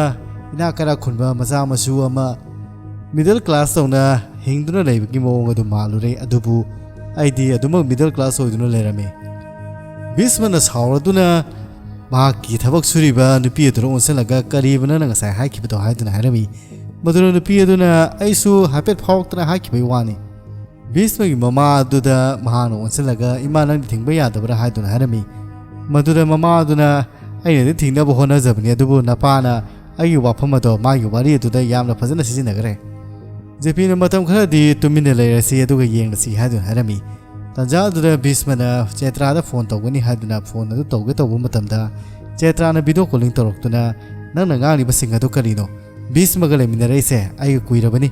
ꯃꯍꯥꯛꯀꯤ ꯃꯔꯝꯗ ꯑꯩꯅ ꯂꯣꯏꯅ ꯈꯪꯏ, ꯅꯪꯅ ꯑꯣꯏꯗ ꯄꯥꯗꯕ ꯉꯥꯡꯉꯤꯗꯨ ꯌꯦꯡꯉꯨ, ꯑꯩꯈꯣꯏ ꯕꯕꯥ ꯑꯁꯤꯅ ꯃꯤ ꯑꯔꯥꯛꯄ ꯈꯨꯗꯤꯡꯃꯛꯇ ꯅꯪꯁꯦ ꯃꯍꯥꯛꯀꯤ ꯃꯃꯥ ꯅꯨꯄꯥ ꯑꯣꯏꯒꯗꯣꯔꯤꯕꯅꯤ, ꯑꯗꯨꯒ ꯃꯍꯥꯛꯅ ꯈꯟꯖꯕ ꯅꯨꯄꯥ ꯑꯁꯤꯗꯤ ꯌꯥꯝꯅ ꯐꯩ, ꯚꯤꯁꯃ ꯑꯣꯔꯒꯥꯅꯤꯛꯀꯤ CEO ꯑꯣꯏꯗꯣꯔꯤꯕꯅꯤ ꯍꯥꯏꯗꯨꯅ ꯍꯥꯏꯔꯝꯃꯤ꯫ ꯆꯦꯇ꯭ꯔꯥꯅ ꯅꯪꯒꯤ ꯅꯁꯛꯇꯣ ꯑꯩꯉꯣꯟꯗ ꯑꯃꯨꯛ ꯍꯟꯅ ꯎꯠꯂꯛꯀꯅꯨ ꯍꯥꯏꯗꯨꯅ ꯁꯥꯎꯔꯒ ꯐꯣꯟ ꯑꯗꯨ ꯊꯝꯂꯝꯃꯤ꯫ ꯎꯄꯥꯏ ꯂꯩꯇ꯭ꯔꯕ ꯚꯤꯁꯃꯅ ꯆꯦꯇ꯭ꯔꯥꯕꯨ ꯁ꯭ꯇꯣꯔꯗ ꯎꯅꯕ ꯂꯥꯛꯂꯝꯃꯤ꯫ ꯗꯨꯀꯥꯟꯗ ꯃꯍꯥꯛꯅ ꯆꯦꯇ꯭ꯔꯥ ꯊꯦꯡꯅꯕ ꯃꯇꯝꯗ ꯅꯍꯥꯛꯅ ꯅꯨꯄꯤ ꯀꯌꯥꯕꯨ ꯑꯣꯏꯗ ꯄꯥꯗꯕ ꯉꯥꯡꯗꯨꯅ ꯊꯣꯛ ꯊꯥꯛ ꯇꯧꯗꯨꯅ ꯆꯤꯠ ꯇꯧꯕꯅꯤ꯫ ꯅꯨꯃꯤꯠ ꯑꯗꯨꯗ ꯅꯪꯁꯦ SCPꯅꯤ ꯍꯥꯏꯖꯟꯕꯗꯨ ꯑꯩꯗꯤ SCPꯒꯤ ꯃꯆꯥꯅꯤꯅ ꯅꯠꯇꯦ ꯍꯥꯏꯕꯗꯨ ꯈꯪꯉꯤ, ꯑꯇꯣꯞꯄ ꯅꯨꯄꯤ ꯑꯣꯏꯔꯝ ꯇꯥꯔꯒꯗꯤ ꯅꯪꯅ ꯃꯣꯏꯊꯦꯝ ꯇꯧꯕꯗ ꯑꯗꯨꯝ ꯌꯥꯔꯝꯗꯣꯔꯤꯕꯅꯤꯅꯦ, ꯑꯅꯝꯕꯅ ꯀꯔꯤꯅꯣ ꯅꯪꯅ ꯇꯧꯔꯤꯕꯁꯦ ꯍꯥꯏꯗꯨꯅ ꯍꯥꯏꯔꯝꯃꯤ꯫ ꯚꯤꯁꯃꯅ ꯍꯥꯏꯔꯤ, ꯑꯩꯗꯤ ꯅꯪꯉꯣꯟꯗ ꯅꯣꯡꯃꯇ ꯅꯝꯊꯥꯛ ꯇꯧꯈꯤꯗꯦ, ꯅꯪꯕꯨ ꯊꯃꯣꯏ ꯁꯦꯡꯅ ꯅꯨꯡꯁꯤꯈꯤꯕꯅꯤ, ꯅꯪꯅ ꯄꯥꯝꯂꯤꯕꯁꯦ ꯀꯔꯤꯅꯣ? ꯄꯨꯝꯅꯃꯛ ꯑꯁꯦ ꯅꯄꯥꯅ ꯈꯪꯂꯛꯇ꯭ꯔꯤꯉꯩ ꯃꯃꯥꯡꯗ ꯅꯄꯥꯗ ꯑꯩꯅ ꯍꯥꯟꯅ ꯍꯥꯏꯕꯗꯨꯔꯥ? ꯐꯔꯦ, ꯑꯗꯨꯗꯤ ꯑꯩ ꯐꯣꯟ ꯇꯧꯒꯦ ꯍꯥꯏꯗꯨꯅ ꯐꯣꯟ ꯇꯧꯕ ꯃꯇꯝꯗ ꯆꯦꯇ꯭ꯔꯥꯒꯤ ꯃꯄꯥꯅ ꯁꯦꯅꯤꯌꯔ ꯚꯤꯁꯃꯅ ꯃꯍꯥꯛꯅ ꯑꯦꯅꯥꯎꯟꯁꯃꯦꯟ ꯑꯃ ꯇꯧꯒꯅꯤ ꯍꯥꯏꯗꯨꯅ ꯐꯪꯁꯟ ꯑꯃ ꯇꯧꯔꯤ, ꯃꯐꯝ ꯑꯁꯤꯗ ꯅꯪꯕꯨ CEOꯅꯤ ꯍꯥꯏꯅ ꯂꯥꯎꯊꯣꯛꯇꯧꯕ ꯃꯥꯜꯂꯤ, ꯕꯕ ꯂꯥꯛꯑꯣ ꯍꯥꯏꯗꯨꯅ ꯃꯍꯥꯛꯄꯨ ꯀꯧꯔꯝꯃꯤ꯫ ꯚꯤꯁꯃ ꯊꯤꯟꯊꯕ ꯇꯧꯗꯅ ꯃꯐꯝ ꯑꯗꯨꯗ ꯂꯥꯛꯂꯝꯃꯤ, ꯑꯗꯨꯒ ꯃꯄꯥꯗ ꯋꯥꯁꯤꯡ ꯑꯗꯨ ꯂꯣꯏꯅꯕ ꯈꯥꯏꯅꯕ ꯍꯣꯠꯅꯔꯝꯃꯤ꯫ ꯑꯗꯨꯃꯛꯇꯕꯨ ꯋꯥ ꯑꯗꯨ ꯍꯥꯏꯒꯦ ꯇꯧꯕ ꯃꯇꯝꯗ ꯁꯦꯅꯤꯌꯔ ꯚꯤꯁꯃꯅ ꯍꯥꯏꯔꯛꯏ, ꯑꯩꯅ ꯃꯊꯪꯒꯤ CEO ꯑꯁꯤ ꯀꯅꯥ ꯑꯣꯏꯒꯅꯤ ꯍꯥꯏꯕꯁꯤ ꯀꯅꯥꯝꯇꯗ ꯍꯥꯏꯈꯤꯗꯕꯅꯤ, ꯑꯗꯨꯕꯨ ꯃꯇꯧ ꯀꯔꯝꯅ ꯃꯦꯗꯤꯌꯥꯅ ꯈꯪꯈꯤꯕꯅꯣ ꯑꯩꯁꯨ ꯈꯪꯍꯧꯗ꯭ꯔꯦ, ꯑꯗꯨꯒ ꯃꯁꯤꯒꯤ ꯋꯥꯐꯝ ꯑꯁꯦ ꯌꯥꯝꯅ ꯆꯨꯝꯂꯕ ꯑꯁꯦꯡꯕ ꯋꯥꯐꯝꯅꯤ, ꯑꯅꯧꯕ CEO ꯑꯁꯦ ꯚꯤꯁꯃꯅ ꯑꯣꯏꯒꯅꯤ ꯍꯥꯏꯗꯨꯅ ꯂꯥꯎꯊꯣꯔꯛꯈꯤ꯫ ꯋꯥꯍꯩ ꯑꯗꯨ ꯇꯥꯕ ꯃꯇꯝꯗ ꯚꯤꯁꯃ ꯑꯃꯁꯨꯡ ꯆꯦꯇ꯭ꯔꯥꯗꯤ ꯄꯨꯡꯉꯛ ꯉꯛꯆꯔꯝꯃꯤ, ꯑꯗꯨꯒ ꯆꯦꯇ꯭ꯔꯥꯒꯤ ꯃꯄꯥꯅ ꯅꯪꯕꯨ ꯀꯣꯠ ꯁꯨ ꯇꯥꯏ ꯇꯧꯔꯒ ꯂꯥꯛꯑꯗꯤ ꯐꯒꯗꯕꯅꯤꯅꯦ ꯍꯥꯏꯗꯨꯅ ꯃꯍꯥꯛꯄꯨ ꯌꯥꯝꯅ ꯅꯨꯡꯁꯤꯅ ꯁ꯭ꯇꯦꯖꯇ ꯊꯥꯗꯣꯛꯂꯝꯃꯤ꯫ ꯁꯦꯅꯤꯌꯔ ꯚꯤꯁꯃꯅ ꯍꯥꯏ, ꯃꯍꯥꯛꯀꯤ ꯃꯃꯤꯡ ꯑꯁꯦ ꯚꯤꯁꯃ ꯀꯧꯏ, ꯑꯗꯨꯒ ꯃꯍꯥꯛ ꯑꯁꯤ ꯗꯤꯒ꯭ꯔꯤ ꯗ꯭ꯔꯣꯞ ꯑꯥꯎꯠꯅꯤ꯫ ꯋꯥꯍꯩ ꯑꯗꯨ ꯇꯥꯕ ꯃꯇꯝꯗ ꯃꯌꯥꯝ ꯄꯨꯝꯅꯃꯛ ꯄꯨꯡꯉꯛ ꯉꯛꯅꯔꯝꯃꯤ꯫ ꯁꯦꯅꯤꯌꯔ ꯚꯤꯁꯃꯒꯤ ꯁ꯭ꯇꯥꯐ ꯑꯃꯅ ꯍꯥꯏꯔꯛꯏ, ꯀꯔꯤꯒꯤꯅꯣ ꯃꯥꯒꯨꯝꯕ ꯗꯤꯒ꯭ꯔꯤ ꯗ꯭ꯔꯣꯞ ꯑꯥꯎꯠ ꯑꯃ CEO ꯑꯣꯏꯍꯜꯂꯤꯕꯁꯤ ꯍꯥꯏꯗꯨꯅ ꯍꯥꯏꯔꯛꯏ꯫ ꯁꯦꯅꯤꯌꯔ ꯚꯤꯁꯃꯅ ꯍꯥꯏꯔꯛꯏ, ꯑꯩꯅ ꯃꯍꯥꯛ ꯑꯁꯤꯒꯤ ꯃꯒꯨꯟ ꯑꯁꯤ ꯈꯪꯕꯒꯤꯅꯤ, ꯃꯔꯝ ꯑꯗꯨꯅꯅꯤ ꯑꯩꯅ CEO ꯑꯣꯏꯍꯜꯂꯤꯕꯁꯤ, ꯃꯍꯥꯛꯄꯨ ꯑꯩꯅ ꯑꯣꯄꯔꯦꯁꯅꯦꯜ CEO ꯑꯣꯏꯅ ꯊꯥ ꯑꯃ ꯍꯥꯞꯀꯅꯤ, ꯑꯗꯨꯒ ꯀꯔꯤꯒꯨꯝꯕ ꯊꯥ ꯑꯃꯁꯤꯗ ꯃꯍꯥꯛꯄꯨ CEO ꯑꯃ ꯑꯣꯏꯅ ꯃꯌꯥꯝꯅ ꯄꯥꯝꯗ ꯇꯥꯔꯒꯗꯤ ꯂꯧꯊꯣꯛꯀꯅꯤ ꯍꯥꯏꯗꯨꯅ ꯍꯥꯏꯔꯛꯈꯤ꯫ ꯋꯥꯍꯩ ꯑꯗꯨ ꯇꯥꯕ ꯃꯇꯝꯗ ꯃꯈꯣꯏꯒꯤ ꯑꯣꯐꯤꯁꯀꯤ ꯁ꯭ꯇꯥꯐꯁꯤꯡ ꯑꯗꯨ ꯍꯔꯥꯎꯖꯔꯝꯃꯤ, ꯑꯗꯨꯒ ꯆꯦꯇ꯭ꯔꯥꯗꯤ ꯃꯐꯝꯗꯨꯗꯒꯤ ꯁꯥꯎꯔꯒ ꯆꯠꯈꯤꯔꯝꯃꯤ꯫ ꯚꯤꯁꯃꯅ ꯁꯦꯅꯤꯌꯔ ꯚꯤꯁꯃꯒꯤ ꯃꯅꯥꯛꯇ ꯂꯥꯛꯇꯨꯅ ꯑꯩꯕꯨ CEO ꯑꯣꯏꯅ ꯍꯥꯞꯄꯤꯔꯤꯁꯦ ꯀꯔꯤꯒꯤꯅꯣ? ꯑꯗꯣꯝꯅꯁꯨ ꯈꯪꯏ, ꯑꯩꯅꯁꯨ ꯈꯪꯏ, ꯑꯩꯅ ꯉꯥꯡꯈꯤꯕꯁꯤꯡ ꯑꯗꯣ ꯑꯣꯏꯗ ꯄꯥꯗꯕ ꯉꯥꯛꯇꯅꯤ, ꯑꯗꯨꯒ ꯅꯨꯃꯤꯠ ꯑꯗꯨꯗ ꯑꯩꯅ ꯑꯗꯣꯝꯒꯤ ꯐꯣꯔꯗ ꯋꯥ ꯉꯥꯡꯕꯒꯤꯗꯃꯛꯇ ꯑꯗꯣꯝꯅ ꯑꯩꯕꯨ CEO ꯑꯣꯏꯅ ꯍꯥꯞꯄꯤꯔꯤꯕ꯭ꯔꯥ ꯍꯥꯏꯗꯨꯅ ꯍꯪꯂꯝꯃꯤ꯫ ꯃꯗꯨꯗ ꯁꯦꯅꯤꯌꯔ ꯚꯤꯁꯃꯅ ꯍꯥꯏꯔꯛꯏ, ꯅꯨꯃꯤꯠ ꯑꯗꯨꯗ ꯉꯥꯡꯂꯤꯕ ꯋꯥꯉꯥꯡ ꯁꯉꯥꯡ ꯃꯌꯥꯝ ꯑꯗꯣ ꯑꯩ ꯇꯥꯕ ꯃꯇꯝꯗ ꯄꯦꯜꯂꯤ, ꯑꯗꯨꯒ ꯑꯩ ꯍꯔꯥꯎꯏ, ꯑꯗꯣ ꯑꯩ ꯅꯉꯣꯟꯗ ꯊꯕꯛ ꯑꯣꯏꯅ ꯄꯤꯔꯝꯕ ꯌꯥꯏ, ꯑꯗꯨꯕꯨ ꯑꯩꯅ CEO ꯑꯣꯏꯅ ꯍꯥꯞꯄꯤꯕꯁꯦ ꯅꯨꯃꯤꯠ 30ꯅꯤꯒꯤ ꯃꯅꯨꯡꯗ ꯅꯪꯅ ꯄ꯭ꯔꯨꯞ ꯇꯧꯒꯗꯕꯅꯤ ꯅꯪꯁꯦ CEO ꯑꯣꯏꯕꯗ ꯃꯇꯤꯛ ꯆꯥꯏ ꯍꯥꯏꯕꯗꯣ꯫ ꯍꯥꯏꯗꯨꯅ ꯃꯐꯝ ꯑꯗꯨꯗꯒꯤ ꯆꯠꯈꯤ ꯅꯣꯡ ꯉꯥꯜꯂꯛꯄꯗꯗꯤ ꯚꯤꯁꯃ ꯑꯗꯨ ꯀꯣꯠ ꯁꯨꯠ ꯇꯥꯏ ꯇꯧꯗꯨꯅ ꯑꯣꯐꯤꯁ ꯆꯠꯇꯣꯏꯅꯤ ꯍꯥꯏꯗꯨꯅ ꯊꯣꯛꯂꯛꯈꯤ ꯃꯄꯥꯅ ꯗ꯭ꯔꯥꯏꯚꯔ ꯑꯗꯨꯗ ꯍꯥꯏꯔꯝꯃꯤ ꯑꯩꯒꯤ ꯏꯆꯥꯅꯨꯄꯥ ꯑꯁꯦ ꯑꯆꯧꯕ ꯃꯤ ꯑꯣꯏꯒꯅꯤ ꯍꯥꯏꯕꯗꯤ ꯆꯥꯎ ꯁꯥꯡꯕ ꯑꯣꯏꯔꯝꯗ꯭ꯔꯦ ꯃꯍꯥꯛꯀꯤ ꯊꯕꯛ ꯑꯗꯨ ꯑꯆꯧꯕ ꯑꯣꯏꯔꯕꯣꯔꯦ ꯍꯥꯏꯗꯨꯅ ꯍꯔꯥꯎꯖꯔꯝꯃꯤ ꯃꯍꯥꯛꯀꯤ ꯗ꯭ꯔꯥꯏꯚꯔ ꯑꯗꯨ ꯚꯤꯁꯃꯒꯤ ꯃꯃꯥꯟꯅꯕ ꯚꯤꯁꯃꯒꯤ ꯃꯌꯥꯝꯕꯅꯦ ꯍꯥꯏꯕ ꯄꯔꯤꯃꯜ ꯑꯗꯨ ꯑꯣꯏꯔꯝꯃꯤ ꯄꯔꯤꯃꯜꯅ ꯍꯥꯏꯔꯤ ꯅꯪꯒ ꯑꯩꯒ ꯍꯦꯛ ꯊꯦꯡꯅꯕ ꯑꯁꯦ ꯑꯩꯒꯤ ꯊꯕꯛ ꯍꯦꯛꯇ ꯇꯠꯂꯤ ꯑꯍꯥꯟꯕꯒꯤ ꯊꯕꯛ ꯇꯠꯄꯗꯨꯗꯤ ꯈꯪꯉꯤ ꯑꯗꯨꯒ ꯑꯀꯣꯟꯕꯒꯤ ꯇꯠꯂꯤꯕꯁꯤꯅ ꯀꯝꯗꯧꯅ ꯍꯥꯏꯗꯨꯅ ꯍꯪꯉꯝꯃꯤ ꯃꯗꯨꯗ ꯄꯔꯤꯃꯜꯅ ꯍꯥꯏꯔꯤ ꯅꯪꯅ ꯅꯨꯃꯤꯠ ꯑꯗꯨꯗ ꯑꯩꯉꯣꯟꯗ ꯃꯥꯏꯀ꯭ꯔꯣꯐꯣꯟ ꯁꯤꯟꯅꯔꯝꯃꯒ ꯆꯠꯈꯤꯕꯗꯣ ꯃꯗꯨꯗꯒꯤꯗꯤ ꯑꯩꯒꯤ ꯕꯣꯁ ꯑꯗꯨꯅ ꯑꯩꯕꯨ ꯀꯧꯁꯤꯜꯂꯒ ꯅꯪꯁꯤ ꯑꯩꯒ ꯃꯔꯤ ꯊꯣꯛꯅꯕ꯭ꯔꯥ ꯍꯥꯏꯗꯨꯅ ꯍꯪꯂꯝꯃꯤ ꯃꯗꯨꯗ ꯑꯩꯅꯁꯨ ꯅꯪꯒ ꯃꯔꯤ ꯂꯩꯅꯗꯦ ꯍꯥꯏꯕꯅꯤ ꯃꯃꯥꯡꯊꯛꯇ ꯅꯪꯒꯤ ꯍꯥꯛꯇꯛꯇꯒꯤ ꯊꯕꯛ ꯇꯠꯂꯦ ꯍꯥꯏꯔꯨꯕꯗꯒꯤ ꯃꯍꯥꯛꯅ ꯑꯩꯕꯨ ꯊꯕꯛ ꯑꯗꯨꯗꯒꯤ ꯇꯥꯟꯊꯣꯛꯄꯤꯔꯛꯄꯅꯤ ꯃꯃꯥꯡꯒꯤ ꯕꯣꯁ ꯑꯗꯨꯅꯗꯤ ꯁꯥꯔꯇꯤꯐꯤꯀꯦꯠ ꯐꯥꯎꯕꯗꯤ ꯄꯤꯕꯤꯔꯛꯄꯅꯤ ꯑꯗꯨꯕꯨ ꯍꯟꯗꯛꯀꯤ ꯕꯣꯁ ꯑꯁꯤꯅꯗꯤ ꯁꯥꯔꯇꯤꯐꯤꯀꯦꯠ ꯐꯥꯎꯕ ꯄꯤꯕꯤꯔꯛꯇꯦ ꯚꯤꯁꯃꯅ ꯍꯥꯏꯔꯛꯏ ꯃꯤꯑꯣꯏꯕꯒꯤ ꯃꯃꯜ ꯑꯁꯤꯗꯤꯅꯦ ꯁꯤꯔꯀꯥꯟꯗꯗ ꯈꯪꯕꯅꯤ ꯀꯔꯤꯅꯣ ꯍꯥꯏꯔꯤꯗꯨꯕꯨ ꯍꯥꯏꯗꯨꯅ ꯄꯔꯤꯃꯜꯅ ꯍꯪꯕ ꯃꯇꯝꯗ ꯚꯤꯁꯃꯅ ꯍꯥꯏꯔꯛꯏ ꯌꯦꯟ ꯑꯁꯤꯁꯨ ꯌꯦꯡꯉꯨ ꯍꯤꯡꯉꯤꯉꯩꯗꯗꯤ ꯂꯨꯄꯥ 90 ꯄꯤꯕꯅꯤ ꯑꯗꯨꯒ ꯁꯤꯔꯀꯥꯟꯗꯗꯤ 190 ꯄꯤꯕꯅꯤ ꯃꯁꯤ ꯍꯥꯏꯔꯝꯗꯨꯅ ꯚꯤꯁꯃ ꯆꯠꯈꯤ ꯑꯗꯨꯒ ꯃꯈꯣꯏ ꯑꯅꯤꯃꯛ ꯉꯥꯎꯗꯨꯅ ꯈꯟꯗꯨꯅ ꯂꯩꯍꯧꯏ ꯃꯈꯣꯏ ꯑꯅꯤ ꯂꯝꯕꯤꯗ ꯑꯁꯨꯝ ꯂꯥꯛꯄ ꯃꯇꯝꯗ ꯚꯤꯁꯃꯅ ꯄꯔꯤꯃꯜꯗ ꯍꯪꯂꯝꯃꯤ ꯑꯩꯉꯣꯟꯗ ꯁꯤꯒꯤ ꯍꯥꯕꯩꯁꯦ ꯀꯔꯤꯒꯤꯅꯣ ꯈꯪꯕ ꯉꯝꯕ꯭ꯔꯥ ꯃꯗꯨꯗ ꯄꯔꯤꯃꯜꯅ ꯍꯥꯏꯔꯤ ꯃꯉꯣꯟꯗ 90 ꯀꯔꯣꯔ ꯂꯩꯕ ꯑꯣꯏꯔꯝꯒꯅꯤ ꯐꯥꯒꯤ ꯇꯧꯔꯅꯨ ꯌꯥꯔꯦ ꯍꯥꯏꯗꯨꯅ ꯚꯤꯁꯃꯅ ꯍꯥꯏꯔꯝꯃꯤ ꯃꯗꯨꯗ ꯐꯥꯒꯤ ꯅꯠꯇꯦ ꯅꯪꯅ ꯇꯧꯔꯤꯁꯦ ꯅꯪꯒ ꯑꯩꯒ ꯍꯦꯛ ꯊꯦꯡꯅꯕ ꯃꯇꯝꯗ ꯅꯪꯗꯤ ꯑꯋꯥꯡꯕꯗ ꯀꯥꯏ ꯑꯩꯗꯤ ꯃꯈꯥꯗ ꯀꯨꯝꯊꯔꯛꯏ ꯃꯗꯨꯗ ꯚꯤꯁꯃꯅ ꯍꯥꯏꯔꯛꯏ ꯑꯩꯗꯤ CEO ꯑꯣꯏꯕ ꯄꯥꯝꯕ ꯅꯠꯇꯦ ꯅꯨꯄꯤ ꯑꯗꯣ ꯅꯨꯃꯤꯠ 30ꯅꯤꯒꯤ ꯃꯅꯨꯡꯗ ꯏꯝꯄ꯭ꯔꯦꯁ ꯇꯧꯗꯣꯔꯤꯕꯅꯤ ꯅꯪꯅ ꯅꯨꯄꯤꯗ ꯆꯣꯞꯄꯁꯤꯗꯤ ꯆꯣꯞꯄꯤꯗꯀꯣ ꯍꯥꯏꯗꯨꯅ ꯄꯔꯤꯃꯜꯅ ꯍꯥꯏꯔꯝꯃꯤ ꯅꯪꯅ ꯑꯩꯒꯤ ꯅꯥꯛꯇ ꯂꯥꯛꯄ ꯃꯇꯝꯗ ꯑꯩꯒꯤ ꯄꯨꯟꯁꯤꯁꯦ ꯍꯦꯛꯇ ꯃꯥꯡꯍꯟꯕꯅꯤ ꯃꯔꯝ ꯑꯗꯨꯅ ꯑꯩꯅ ꯅꯪꯒꯤ ꯅꯥꯛꯇ ꯂꯥꯛꯑꯒ ꯅꯪꯒꯤ ꯄꯨꯟꯁꯤ ꯃꯥꯡꯍꯟꯒꯦ ꯍꯥꯏꯗꯨꯅ ꯗ꯭ꯔꯥꯏꯚꯔ ꯑꯣꯏꯕꯅꯤ ꯍꯥꯏꯗꯨꯅ ꯍꯥꯏꯔꯝꯃꯤ ꯂꯤꯞ ꯃꯅꯨꯡꯗ ꯚꯤꯁꯃ ꯑꯃꯁꯨꯡ ꯆꯦꯇ꯭ꯔꯥ ꯊꯦꯡꯅꯔꯝꯃꯤ ꯆꯦꯇ꯭ꯔꯥꯅꯗꯤ ꯅꯪꯅꯅꯦ CEO ꯑꯣꯏꯔꯤꯕ ꯑꯁꯦ ꯁꯦꯅꯤꯌꯔ ꯚꯤꯁꯃꯕꯨ ꯅꯪꯅ ꯃꯣꯏꯊꯦꯝ ꯇꯧꯗꯨꯅ ꯁꯨꯝꯃꯤꯕ ꯑꯣꯏꯔꯝꯒꯅꯤ ꯅꯪꯗꯤ ꯃꯤ ꯁꯨꯝꯕ ꯌꯥꯝ ꯍꯩꯗꯥꯏꯅꯦ ꯍꯥꯏꯗꯨꯅ ꯆꯦꯇ꯭ꯔꯥꯅ ꯚꯤꯁꯃꯗ ꯍꯥꯏꯔꯝꯃꯤ ꯚꯤꯁꯃꯅꯗꯤ ꯃꯁꯤꯗ ꯑꯩꯒꯤ ꯏꯔꯥꯜ ꯑꯝꯇ ꯂꯩꯖꯗꯦ ꯍꯥꯏꯗꯨꯅ ꯍꯥꯏꯖꯈꯤ ꯑꯩꯅ ꯃꯤꯕꯨ ꯀꯔꯝꯅ ꯁꯨꯝꯂꯤꯕꯅꯣ ꯍꯥꯏꯗꯨꯅ ꯚꯤꯁꯃꯅ ꯍꯥꯏꯔꯝꯃꯤ ꯃꯗꯨꯗ ꯆꯦꯇ꯭ꯔꯥꯅ ꯅꯪꯕꯨ ꯀꯥꯎꯔꯕ꯭ꯔꯅꯦ ꯑꯩꯉꯣꯟꯗ ꯅꯪꯅ I love you ꯍꯥꯏꯗꯨꯅ ꯍꯥꯏꯍꯟꯈꯤꯗꯥꯏ ꯍꯥꯏꯗꯨꯅ ꯌꯥꯝꯅ ꯁꯥꯎꯖꯔꯝꯃꯤ ꯑꯗꯨꯒ ꯃꯕꯨꯛ ꯄꯥꯏꯔ ꯊꯣꯛꯂꯛꯈꯤ ꯆꯦꯇ꯭ꯔꯥꯅ ꯃꯕꯨꯛ ꯄꯥꯏꯔ ꯊꯣꯛꯂꯛꯄ ꯃꯇꯧ ꯑꯗꯨ ꯎꯕ ꯃꯇꯝꯗ ꯃꯍꯥꯛ ꯑꯁꯤꯗꯤ ꯌꯥꯝꯅ ꯍꯩꯕ ꯅꯨꯄꯥ ꯑꯣꯏꯔꯝꯒꯅꯤ ꯅꯨꯄꯤ ꯐꯥꯎꯕ ꯉꯟꯇꯥꯅ ꯂꯥꯛꯑꯒ ꯁꯨꯝꯃꯔꯦ ꯍꯥꯏꯗꯨꯅ ꯈꯜꯂꯝꯃꯤ ꯅꯨꯄꯥ ꯑꯗꯨꯅ ꯄꯔꯃꯜꯗ ꯂꯨꯄꯥ 50 ꯄꯤꯔꯗꯨꯅ ꯑꯩꯈꯣꯏꯒꯤ ꯑꯅꯧꯕ ꯕꯣꯁ ꯑꯁꯦ ꯅꯨꯄꯤꯗ ꯆꯣꯞꯄ ꯃꯥꯜꯂꯤ ꯀꯅꯥꯝꯇ ꯍꯥꯏꯗꯣꯛꯀꯅꯨꯀꯣ ꯍꯥꯏꯗꯨꯅ ꯂꯨꯄꯥ 50 ꯄꯤꯔꯝꯃꯤ ꯑꯗꯨꯕꯨ ꯄꯔꯃꯜꯅꯗꯤ ꯂꯨꯄꯥ 150 ꯂꯧꯔꯣ ꯑꯗꯨꯒ ꯃꯁꯤꯒꯤ ꯅꯨꯄꯥ ꯑꯁꯦ ꯅꯨꯄꯤꯗ ꯌꯥꯝ ꯆꯣꯞꯄꯅꯤ ꯍꯥꯏꯕꯁꯦ ꯑꯣꯐꯤꯁꯇ ꯂꯣꯏ ꯈꯪꯍꯜꯂꯨ ꯍꯥꯏꯗꯨꯅ ꯍꯥꯏꯔꯝꯃꯤ ꯆꯦꯇ꯭ꯔꯥꯅ ꯁꯦꯅꯤꯌꯔ ꯚꯤꯁꯃꯒꯤ ꯃꯅꯥꯛꯇ ꯂꯥꯛꯇꯨꯅ ꯃꯍꯥꯛꯄꯨ CEO ꯑꯣꯏꯍꯜꯂꯤꯕꯁꯤ ꯀꯔꯤꯒꯤꯅꯣ ꯃꯍꯥꯛꯀꯤ ꯃꯔꯝꯗ ꯑꯩꯅ ꯂꯣꯏꯅ ꯈꯪꯉꯤ ꯍꯥꯏꯗꯨꯅ ꯍꯥꯏꯔꯝꯃꯤ ꯇꯥꯟꯖꯥ ꯑꯗꯨꯗ ꯚꯤꯁꯃ ꯂꯥꯛꯈꯤ ꯑꯗꯨꯒ ꯁꯦꯅꯤꯌꯔ ꯚꯤꯁꯃꯅ ꯀꯣꯠ ꯁꯨꯠ ꯇꯥꯏ ꯇꯧꯗꯨꯅ ꯌꯥꯝꯅ ꯐꯖꯩꯅꯦ ꯍꯥꯏꯗꯨꯅ ꯍꯥꯏꯔꯝꯃꯤ ꯃꯗꯨꯗ ꯚꯤꯁꯃꯅ ꯍꯥꯏꯔꯛꯈꯤ ꯃꯐꯝ ꯑꯁꯤꯗ ꯑꯩ ꯂꯥꯛꯄ ꯃꯇꯝꯗ ꯍꯔꯥꯎꯗꯕ ꯃꯤꯁꯨ ꯌꯥꯎꯔꯤꯕꯅꯤ ꯃꯗꯨꯗ ꯁꯦꯅꯤꯌꯔ ꯚꯤꯁꯃꯅ ꯃꯗꯨꯒꯤ ꯃꯔꯝꯗ ꯅꯪ ꯀꯔꯤꯁꯨ ꯈꯜꯂꯨꯔꯅꯨ ꯌꯥꯔꯦ ꯅꯪꯒꯤ ꯊꯕꯛꯇꯣ ꯇꯧꯅꯕ ꯐꯖꯅ ꯍꯣꯠꯅꯧ ꯀꯔꯤ ꯊꯕꯛꯄꯨ ꯇꯧꯗꯣꯏꯅꯣ ꯍꯥꯏꯗꯨꯅ ꯚꯤꯁꯃꯅ ꯁꯦꯅꯤꯌꯔ ꯚꯤꯁꯃꯗ ꯍꯪꯂꯝꯃꯤ ꯆꯦꯇ꯭ꯔꯥꯒ ꯆꯠꯂꯣ ꯑꯗꯨꯗꯨꯒ ꯊꯕꯛꯁꯤꯡ ꯑꯁꯦ ꯃꯍꯥꯛꯅ ꯂꯣꯏ ꯇꯝꯕꯤꯔꯁꯅꯤ ꯍꯥꯏꯗꯨꯅ ꯆꯦꯇ꯭ꯔꯥꯕꯨ ꯃꯍꯥꯛꯄꯨ ꯆꯠꯃꯤꯟꯅꯅꯕ ꯍꯥꯏꯔꯝꯃꯤ ꯚꯤꯁꯃꯅ ꯆꯦꯇ꯭ꯔꯥꯗ ꯆꯥ ꯍꯩꯖꯟꯕ ꯃꯇꯧ ꯑꯗꯨ ꯎꯕ ꯃꯇꯝꯗ ꯆꯦꯇ꯭ꯔꯥ ꯑꯗꯨ ꯐꯤꯔꯣꯟ ꯍꯣꯡꯗꯣꯛꯅꯕꯒꯤꯗꯃꯛꯇ ꯃꯌꯨꯝꯗ ꯆꯠꯈꯤꯔꯝꯃꯤ ꯑꯗꯨꯒ ꯁꯥꯔꯤ ꯁꯦꯠꯇꯨꯅ ꯂꯥꯛꯂꯝꯃꯤ